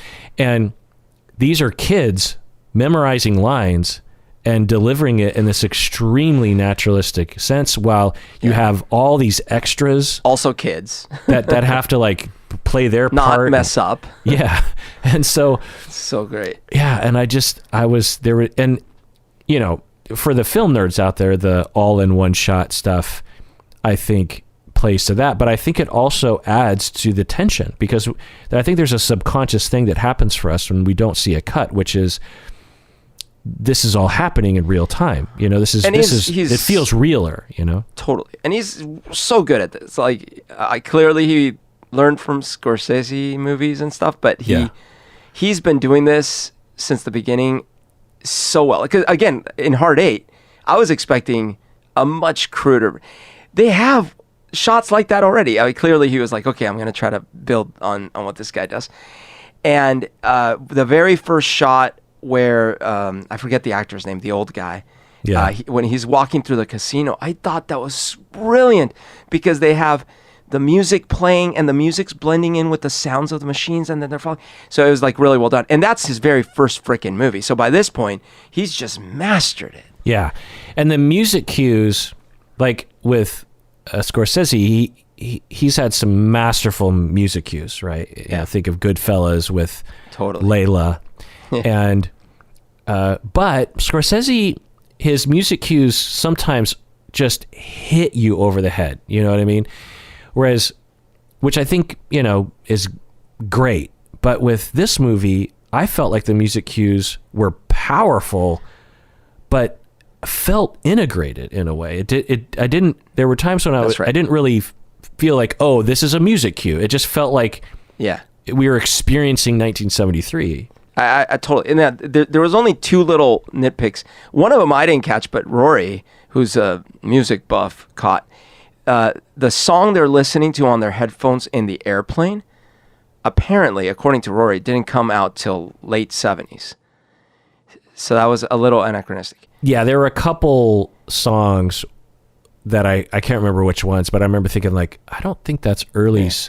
Especially at the very beginning, I thought it was 1971. I wasn't quite sure why I thought that, but then later I looked it up as 1973. But the second one wasn't actually a song. It was just the background music, which, by the way, it was Johnny Greenwood, the Radiohead guitarist. Right. He did the score. It's so good. But there was one moment where I was like, I didn't like it. And it's when he's now the scene is brilliant, but when he's at the police station and we're seeing him through the glass and then she's on the outside. The scene itself, brilliant, really loved it. It's just that the music that was playing, like I kind of wanted silence, or I wanted something a little more subdued. So for whatever reason in that moment, I'm like, the music took me out of it slightly, whereas everything else was great. Interesting. Yeah, just, reminiscing on that scene, it takes such a confident writer and one who isn't being messed with by the studios, by the way, to write a scene like that, because he's in the police station and, which was probably very common for the time. It's just like, the pretty casual processing of people they're holding, and so they just, they're like, that's not him. That was funny. I laughed out loud being Stacy when that guy, actually Stacy, there were many laugh out loud moments. And when we were walking out of the theater, there were like two other couples that were watching with us. And Stacy said like, well, apparently we were the only ones that thought that movie was funny because we didn't hear anyone laughing out loud. Like I was laughing so hard at many times, including that whole arrest, because I thought he got arrested for the marijuana or whatever. the pot. Yeah, it was so funny with that sort of skinny dirtbag that could only come from 1973. There were so many of those skinny, shirtless dirtbags that I saw. That's not him. Yeah, and then he's looking at Alana through the door, and she's like, "Come on," and he's like, do I come? And just that whole scene, it tells you, it's such a rich scene. Again, it's so original. I've never seen a scene like that before, but it tells you that she viscerally cares about him and thinks of herself maybe kind of like a big sister in a certain way, a protector of him. And he's just lost. He's like, what do I do? And she's like, come on, let's go. Also that realization of like, oh, right, he is still 15, whatever. Right. And would be totally lost in this situation. That's the other thing that I loved about the how, and I love that PTA gave it some time to develop, which was at the beginning of the movie, it's kind of from his perspective, right? But at a certain point, I realized, oh my God, we're watching the movie from her perspective. It just slowly transitioned to that scene where she's looking at him and the buddies at sunset doing all these phallic jokes with the gas cans. Yep. And she's just looking at him. She's just like, what am I doing here? And then we start to see kind of inside her head more. I mean, we've already been introduced to her three-dimensionality, and I thought like, that was so brilliant how in the beginning we're made to feel sympathetic, like he's kind of the hero.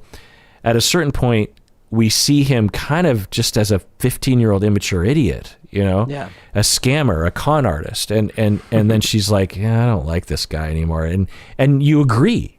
And a hacky writer would have written in some scene where, he has sex with her best friend or something. Yeah. And she's upset, or he doesn't show up to drive her to the airport one day when it was really important for her. There'd be some sort of rom-com-y scene, but it's not like that in this movie. In this movie, she just looks at him and goes like, he's 15. Right. Like, what am I? He's a little dirtbag. What am I doing with this kid? And look at him and his friends. Like, they're just a bunch of immature 15-year-old boys. Like, what am I doing? And and that was that turn. And I just thought, and that's right in line with the whole central kind of foundation of the movie, which is their age difference and that sort of thing. I just thought that was really great. Yep. What else did I like? Oh, so I laughed. Another part that I laughed so hard was the whole Bradley Cooper section. Yeah. Again, I did think it was a little cartoony, but I'm not saying people like that don't exist, of course. Yeah. But it was just the whole interaction, and because Bradley Cooper is a great actor, and you have that moment where it's like, oh, right, again, these are 15, like these are teenagers. Here's like a fully grown, a hyper aggressive kind of psychopath adult, and he is threatening to literally end your life. It's like, oh my God. Yeah, I guess that leads to another potentially. And I didn't. Well, actually, I wasn't enthusiastic. His assistant was this very over-the-top gay person, which, of course, did exist back then and still does. Well, specifically, it was Barbara Streisand's assistant. Yeah, but still, like, it was... I could see how some gay people could watch that character and say, like, oh, that's, a little stereotypical and cartoony. Yeah. So I remember thinking, like, do we need that? Did we need that? Yeah. Yeah, like, we didn't need that. And who are we laughing at here? I don't really understand. So, but anyway, yeah, that Bradley Cooper character, I felt, was straight out of my childhood. I mean, I did not feel that was cartoony at all, and I didn't find him to be psychopathic. I found him to be just like a regular entitled sleazebag 30-year-old dude. I mean, it was such a gross time sexually. You cannot tell me. You cannot look at me with a straight face and say that a guy pointing a gasoline hose with a lit lighter. Right. Come on. Like, that's a cartoony moment. Yeah. But it is hilarious. And even in the outtake at the end during the credits, he's like smashing windows and stuff, Oh wait, I didn't stay for the credits. There's it's not a whole scene. It's just like they show him like sitting there smashing with his golf club, smashing car windows. That's funny. He's walking by, he like smashes the thing and then turns around and hits on the tennis.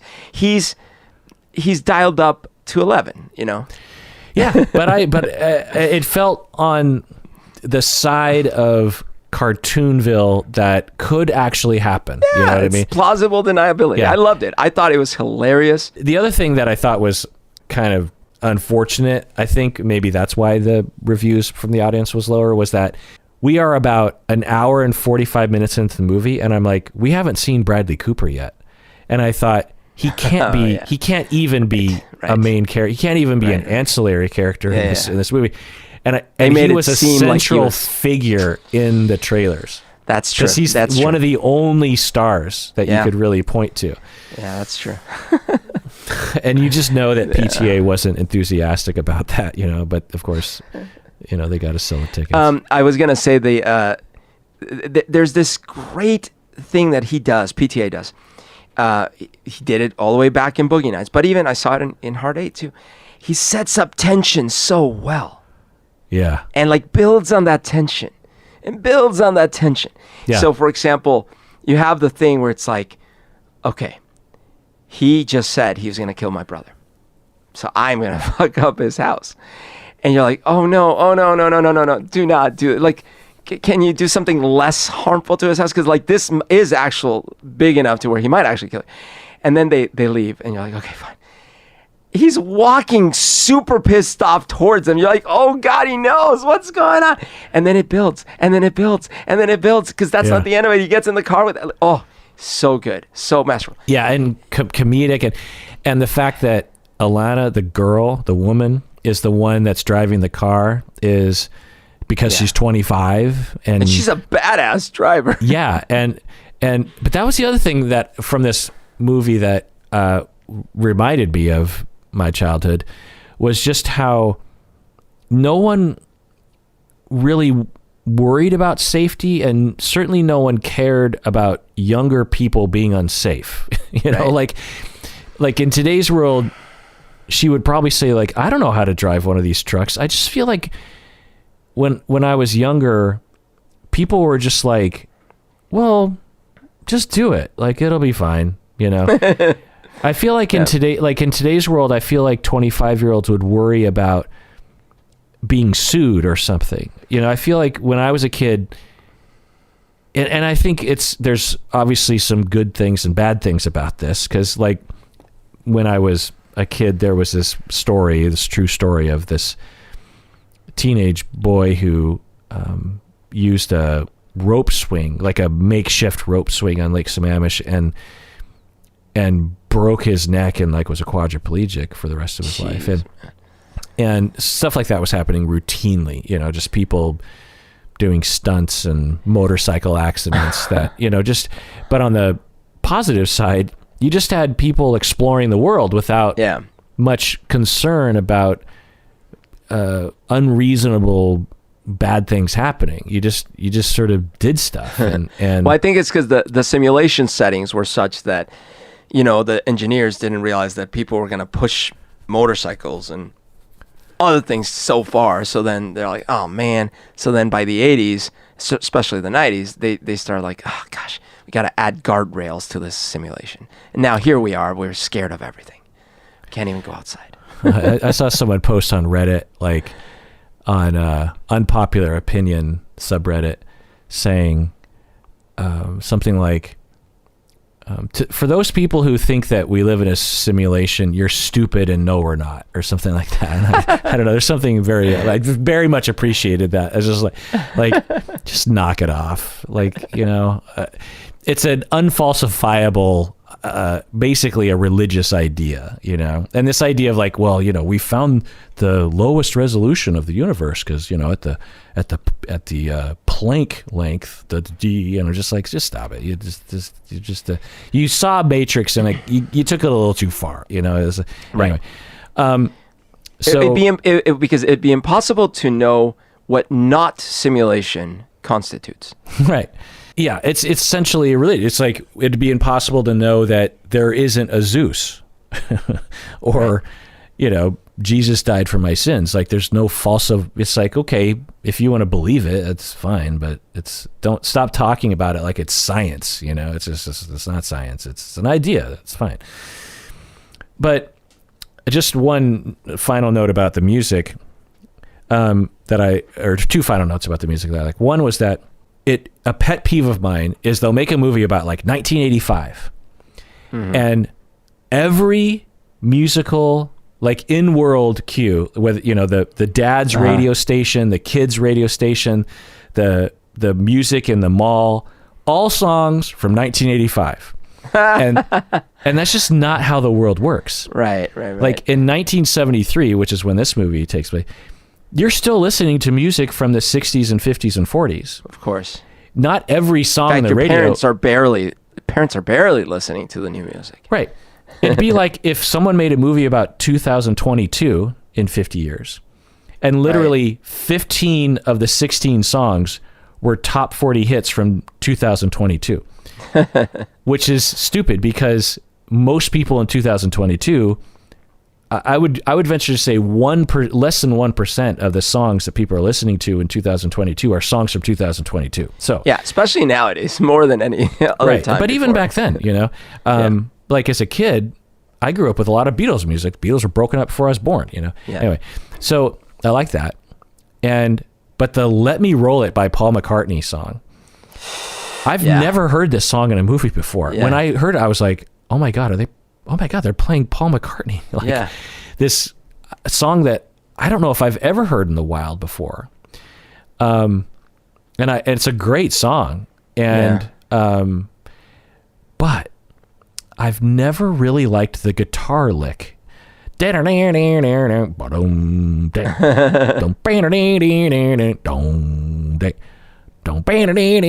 it just, do you know what I mean?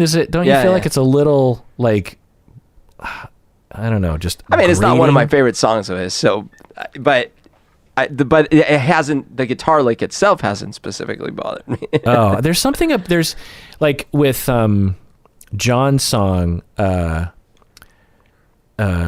da da, oh god, it's like it's one of his big songs. Oh, god, how does it go? It has this really repeating line in it that just, it gets on my nerves. There's certain songs that are written in this sort of vibe. There's certain Stone songs that are like this where I'm like, you hear the same thing over and over. Yeah, it's just the same. There's a David Bowie song too. God, what song is it? Does woo woo? That doesn't usually bug me. That doesn't bug me. I can't remember. There's a Bowie song that does this too, and it's like I love everything about the song, but I can't stand that guitar lick. There's actually a Lenny Kravitz song that's kind of like this too, where it's this repetitive guitar lick that just pierces through. And "Let Me Roll It" is a beautiful song. Is I can't tell you how I feel. Yeah. My love is like a wheel. Let me roll it. But then it's not bad. Yeah. You know, It's not bad, but I guess for me, well, yeah, it's a fine song. But the guitar part for you ruins it, or does it just? I mean, I'll still listen to it and have, but I'm sort of gritting my teeth through the verses. You're gritting your teeth. I see. Yeah. But I love the Gordon Lightfoot, the Seals and Crofts, the David Bowie, Blood, Sweat and Tears, James Gang. It was all great. Yeah. All right, let's close out by ranking these PTA. These puppies. So, Berto, give me your whole list. Give me your whole list, and I'll. I have a gap though. Like I haven't seen Phantom Thread. Well, it sounds like you also haven't seen Inherent Vice. No, I saw most of Inherent Vice, but I haven't seen Phantom Thread. Okay. So start with 9, and I'll chime in with mine as you go. All right. So starting from the least, I will say for me it's Inherent Vice. Oh yeah, my Inherent Vice to me, I think I rated it like a 2 out of 10. And then my number 8 is like a 8 out of 10. So I was so confused by it and saddened by being confused because there were moments that I actually laughed really hard. And I enjoyed visual aspects of it. I like Joaquin Phoenix, but then I was like, no, this is so directionless. It's just it's stupid. The movie, it's not only utterly confusing and just disjointed, but it's just not even enjoyable. Like I tried to enjoy the scenes for what they were, and I just thought, because like The Master has some scenes in it where I'm just like, where is this going? And I'm okay with that. As long as I can feel the character. In Inherent Vice, I was like, is this just one big drug trip? Like, and I can't get into that kind of thing. I can't be into, everyone's hallucinating or something. I don't understand what's happening. Yeah. So that was the only easy one for me to rank, by the way. So then I have. Oh, sorry, you go. Or you want me to do all my 9? Okay. Yeah. When you name a movie, I'll tell you where I put it. Got it. Okay. My number 8 is The Master. Yeah, that's the number 7 for me. Even though I love that movie. Oh, it's super interesting. Interesting. And I want to watch it again because it is a rich movie. I think it deserves more. Yeah. I think it's better and plus the first time you watched it, you were like super hungover and passing out half the time. Yeah. Yes. But I would look over at you and you'd be like, I mean, not the best movie to go to when you're tired. No, but I still had such a visceral enjoyment of it. There were so many bits of it. I would rewatch it.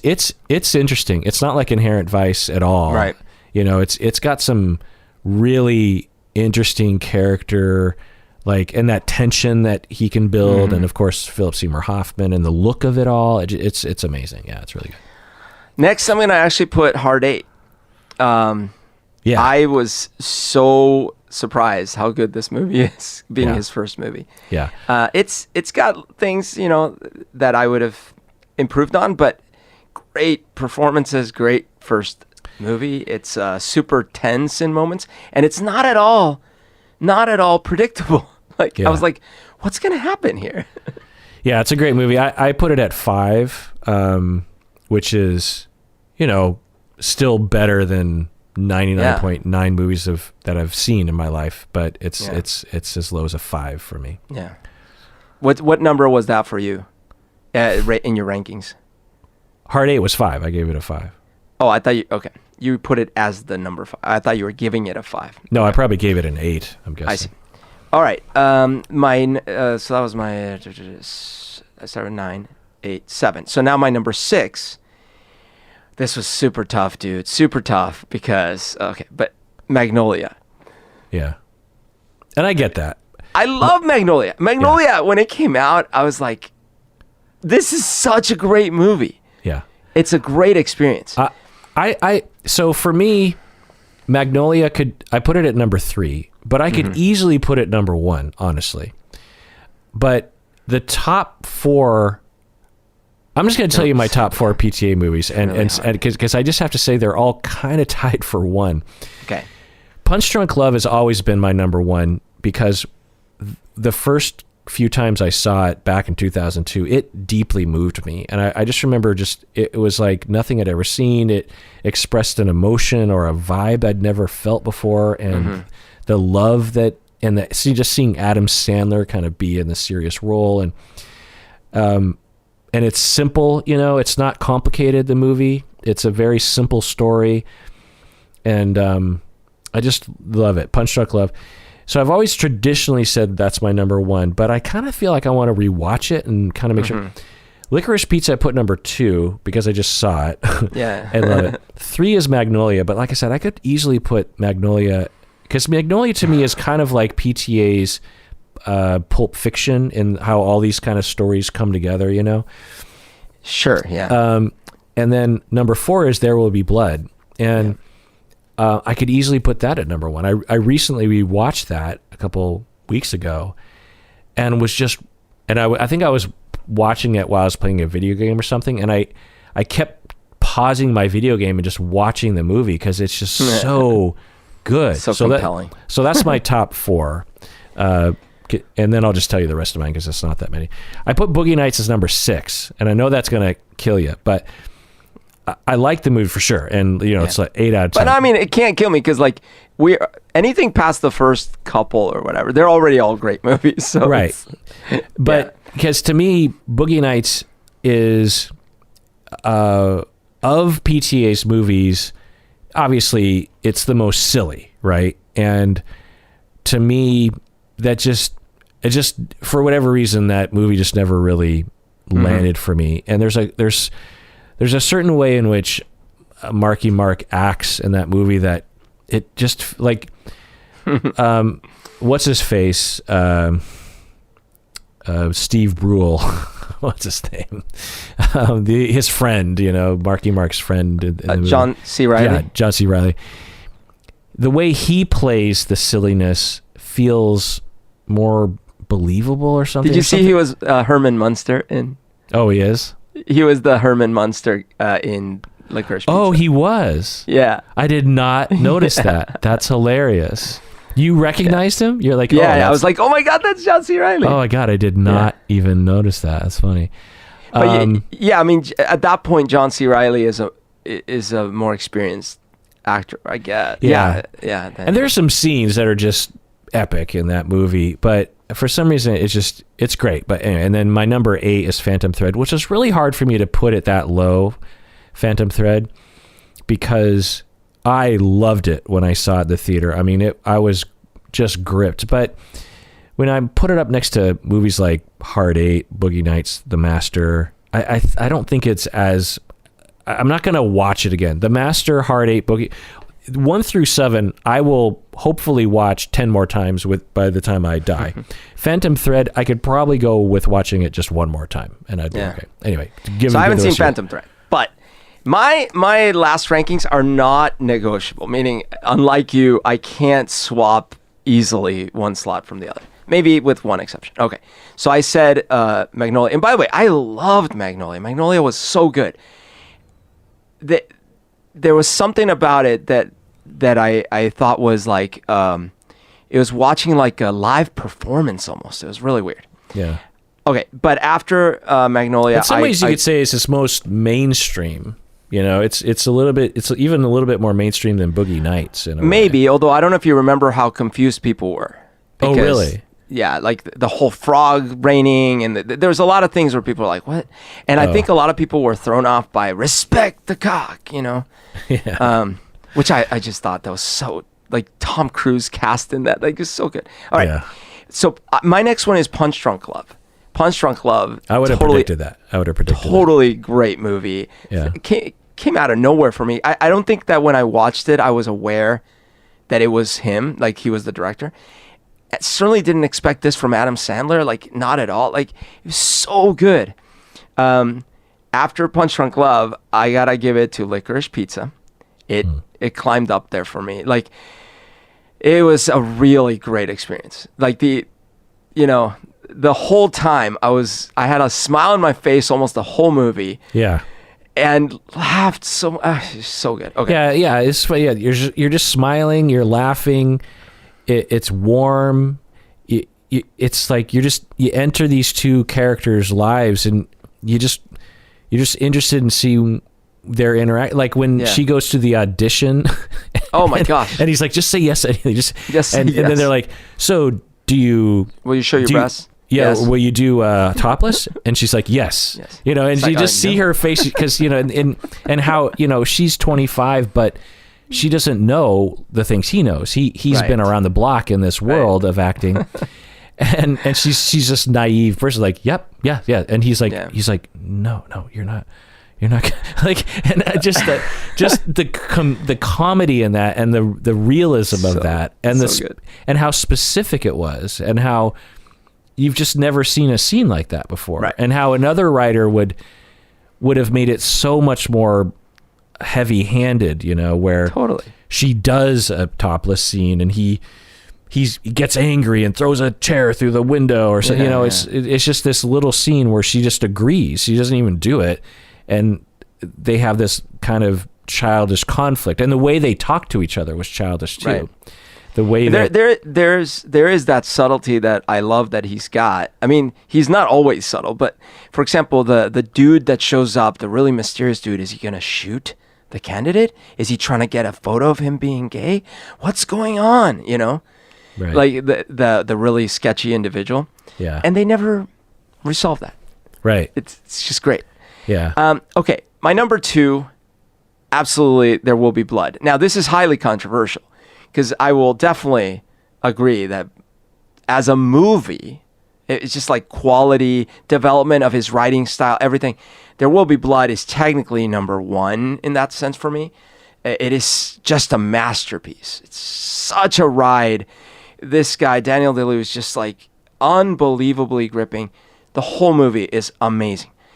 It is a visceral experience. Draining to watch. Oh my gosh. Okay.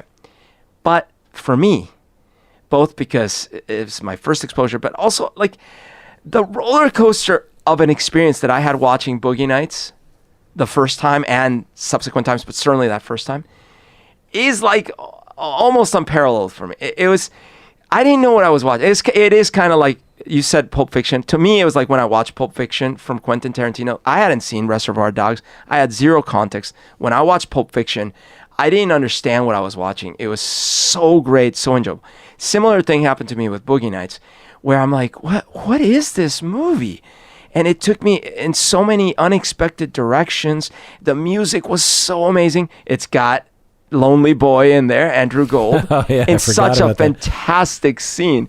And then that whole sequence when they go to the drug dealer, such tension with the firecrackers, which he explained in an interview that he stole from a Robert Downey Sr. movie of some sort. But anyways, just amazing. Because of that, Boogie Nights is my number 1. Yeah, I can respect all that.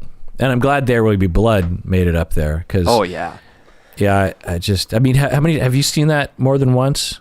No, well, maybe twice, but I think it's just been the once. I would watch it again. I mean, it is. Oh, I want to. It's very rewatchable, and I feel like rewatching it, it just deepens every time. I can imagine. I just remember like that whole beginning, and he's like in that well, and then there's no talking. Yeah, it's notable that there's no dialogue for a long time, and you're still fascinated. And I don't know if it's accurate or not, but it certainly feels accurate. You know, you get this real kind of education about what early oil prospecting was like. Absolutely. And I had that feeling of, oh my gosh, that's so true. You rewind the time. You're out there by yourself somewhere. You're by your freaking self. Yeah. There's no phone. There is no anything. You get hurt. That's it. You better be able to crawl miles and miles. Like, oh, it's so lonely and so like, oh yeah. No, so that movie is amazing. Yeah. Yeah. So, final word, Licorice Pizza, PTA, Berto. What do you think? Well, I'm glad you had me watch it, because even though it was a last minute drill, it was so enjoyable. I knew it was coming out. I didn't realize it had come out. Of course I wanted to watch it. I was super jealous when you were like, I just watched Licorice Pizza. I'm like, no, oh my God, I want to watch that. Had a super grand time. The only thing is, when I saw the Japanese scene, I actually thought, oh my gosh, Kirk must have been rolling on the floor during the scene. So it was really revealing that it was the opposite. So yeah, anyways, grand time. I love this guy. I want to see what comes next. Yeah. Like Wes Anderson, I love that. I mean, when he made Inherent Vice, I was like, oh shit, this is when this guy goes off the rails. Like with... By the way, that's based on a weird book, apparently. Totally. And I'm supposed... And I've heard that, if you're familiar with the book, you kind of like the movie. It's just like, well, okay, fine. But... God, what's that director who did Thin Red Line and Life? And Thin Red Line, that was pretty good. Yeah, I can't remember his name, but did he kind of disappear after that? His name's kind of like Salma Hayek. Let me look it up.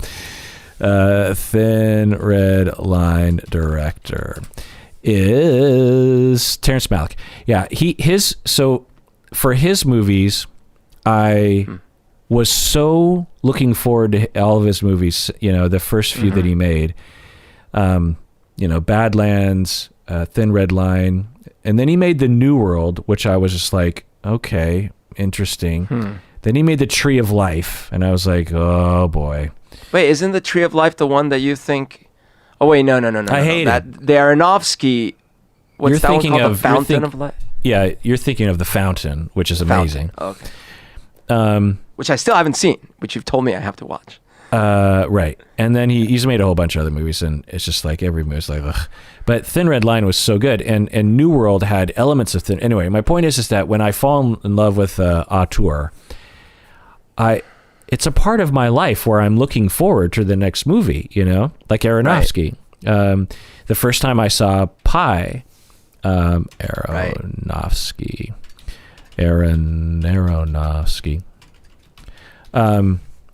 The first time I saw Pi, I was just like, oh my God, I can't wait for the next movie. For the next thing, yeah. And then he came out with Requiem for a Dream, which is kind of it's kind of like his Pulp Fiction, Yeah, totally. And then he comes out with The Fountain, and I'm like, oh my God. And then The Wrestler, which is pretty good. Amazing. Yeah. But not like the other ones. But then he comes out with Black Swan, and you're like, holy crap. Then he comes out with Noah, which was very divisive. I liked Noah. I mean, it's not I don't my top think Aronofsky. Yeah, I wouldn't put it at the top, but I really thought it was good. Yeah, and then he comes out with Mother. Oh my God, Which, I loved that. Yeah, you and I loved that movie. And by the way, they spelled it wrong on Wikipedia with a capital M, which is just wrong. Not good. And then he comes up. Then he has a movie this year called The Whale, which I think is about. Or no, maybe we don't know what it's about. Oh, I gotta see that. Based on a play. Anyway, so, for him, it's like literally these filmmakers, Tarantino, these sort of people, Wes Anderson, they're a part of my life, and I want them in my life. I don't want to stop watching them. Feeling. I want them to keep delivering and developing and doing new things, but innovating. Yeah. And with Paul Thomas Anderson, he's done it maybe better than any of the others. I mean, Wes Anderson, The Isle of Dogs, I was pretty bored with. I feel like I need to rewatch it, but so there's been some Paul hiccups. Thomas Anderson is very consistent. Quentin Tarantino, very consistent. Yeah. And Charlie Kaufman, for you, dropped the ball in a couple places. But in other places is brilliant. Yeah, I mean, I guess you could argue that Inherent Vice was dropping the ball with Tarantino, his Death... What the hell that Death Proof. Death Proof was, I mean, it is what it was. It wasn't advertised as anything else, but anyway. But PTA, I mean, just he's made, and the powerful nature of these movies, you know, just Punch Drunk Love, Licorice Pizza, Magnolia, There Will Be Blood. Just those 4 movies alone, I would have been like, this is the best, one of the top 3 auteurs of our time. But then you add in there Hard Eight, Boogie Nights, The Master, Phantom Thread. You're just like, holy. And the depth of these stories, especially something like Phantom Thread and There Will Be Blood, you're just like, how do you know about those things, Paul Thomas Anderson? You were, I think you're born in California. How do you know things about oil drilling in the 1800s enough to make how do you know about fashion in the 50s enough to make I think it's in the 50s, Phantom Thread? How do you know that much about Scientology and L. Ron Hubbard and the look of it? How do you know that stuff? It's just like, totally. It's impressive, and it's so immersive. You know, these movies feel like they're classics just plucked out of the actual time, and not some Gen Xer just like writing in his basement, you know? Right, because like, for example, as a counter, but it's on purpose, and I enjoy it because of it. Like the Quentin movies are very comic book almost, you know. I would say, with the exception maybe of his last one, which was actually really kind of faithful in its time period essence, but you know, like Inglourious Bastards, Django Unchained, all these things. Like the point isn't, oh, look at the accurate everything. You know, it is like a comic book about the topic, right? And it's great. That's what's great about it. But you're right. Like with these movies, like with the Master, that was like interesting too. Like, it wasn't just the time period; it was the whole setting of it, and that mindset of the time, and it's just so well done. It's such a risk, right? I mean, because there are really great storytellers telling these kinds of things on much lower budgets these days, and I commend the studios as well, just saying, do your thing. I mean, like a movie like The Master, like how do you sell that there's no plot, you know, and it's just it's a psychological movie about a teacher and a troubled student. Well, what is he teaching him? Well, just like self-help things, I guess. And you're just like, huh? Like, what's the whole thing? What's his problem? Well, we don't really learn that. We just kind of get the sense like he's a troubled dude, you know? Right. Well, what's the resolution? Well, there isn't really one, you know? Right. And it's just like... is there a big chase sequence? Yeah. Is there an explosion of some sort? You know, I was watching an interview about Hard Eight because I got so curious about it. And apparently, so he had made it, but the studio that was trying to pay him for it, which is, I guess, some German company or something, they were super unhappy with it. They're like, this is not the script this is not what you sold us. It's like, what are you talking about? This is the script I wrote. This is the movie.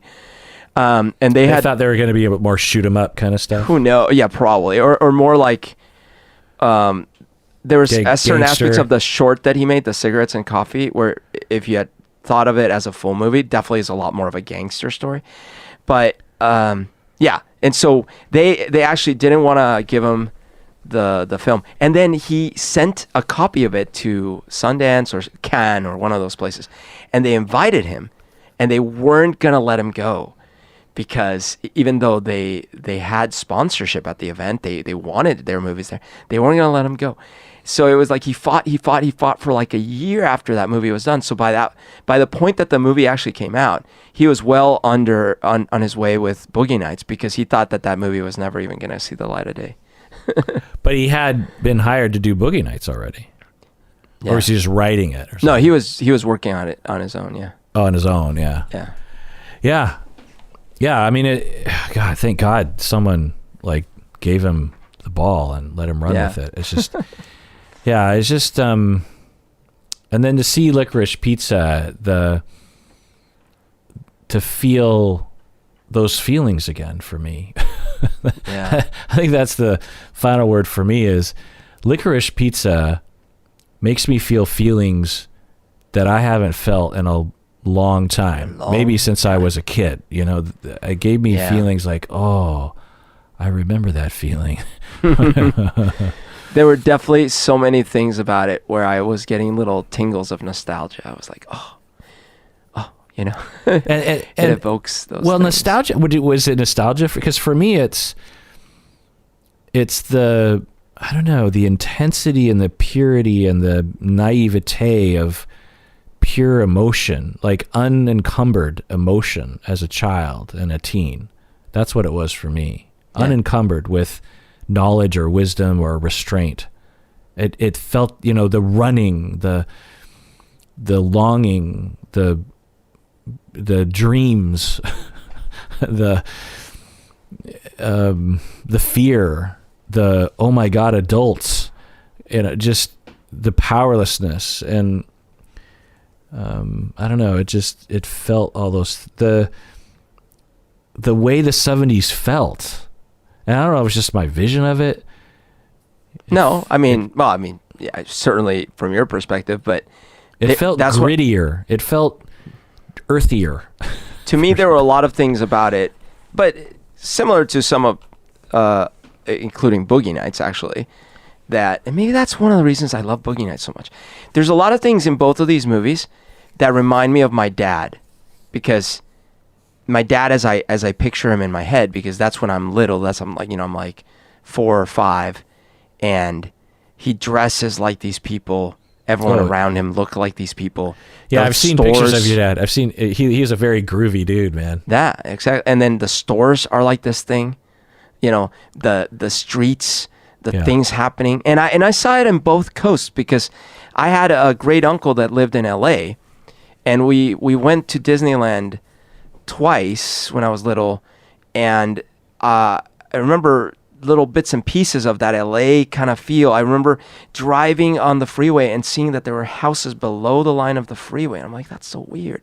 And I remember I have those little memories, and then I have the memories from New York, same time frame, you know, like 70, 78, 79, 80. And so I have that. Plus, like you're saying, that sense of being young during those years, that time span. This takes place earlier, granted, but still, things didn't change as drastically over the decade as maybe technology changes right now. But I had a lot of those similar feelings. And to your point of, like I said, when I saw them running with abandon, I'm like, oh yeah, right, running with abandon. It's just so many, and also that recklessness of, oh my gosh, you are going to literally ruin this person's floor but you're a kid, like this. Oh man. So many great moments.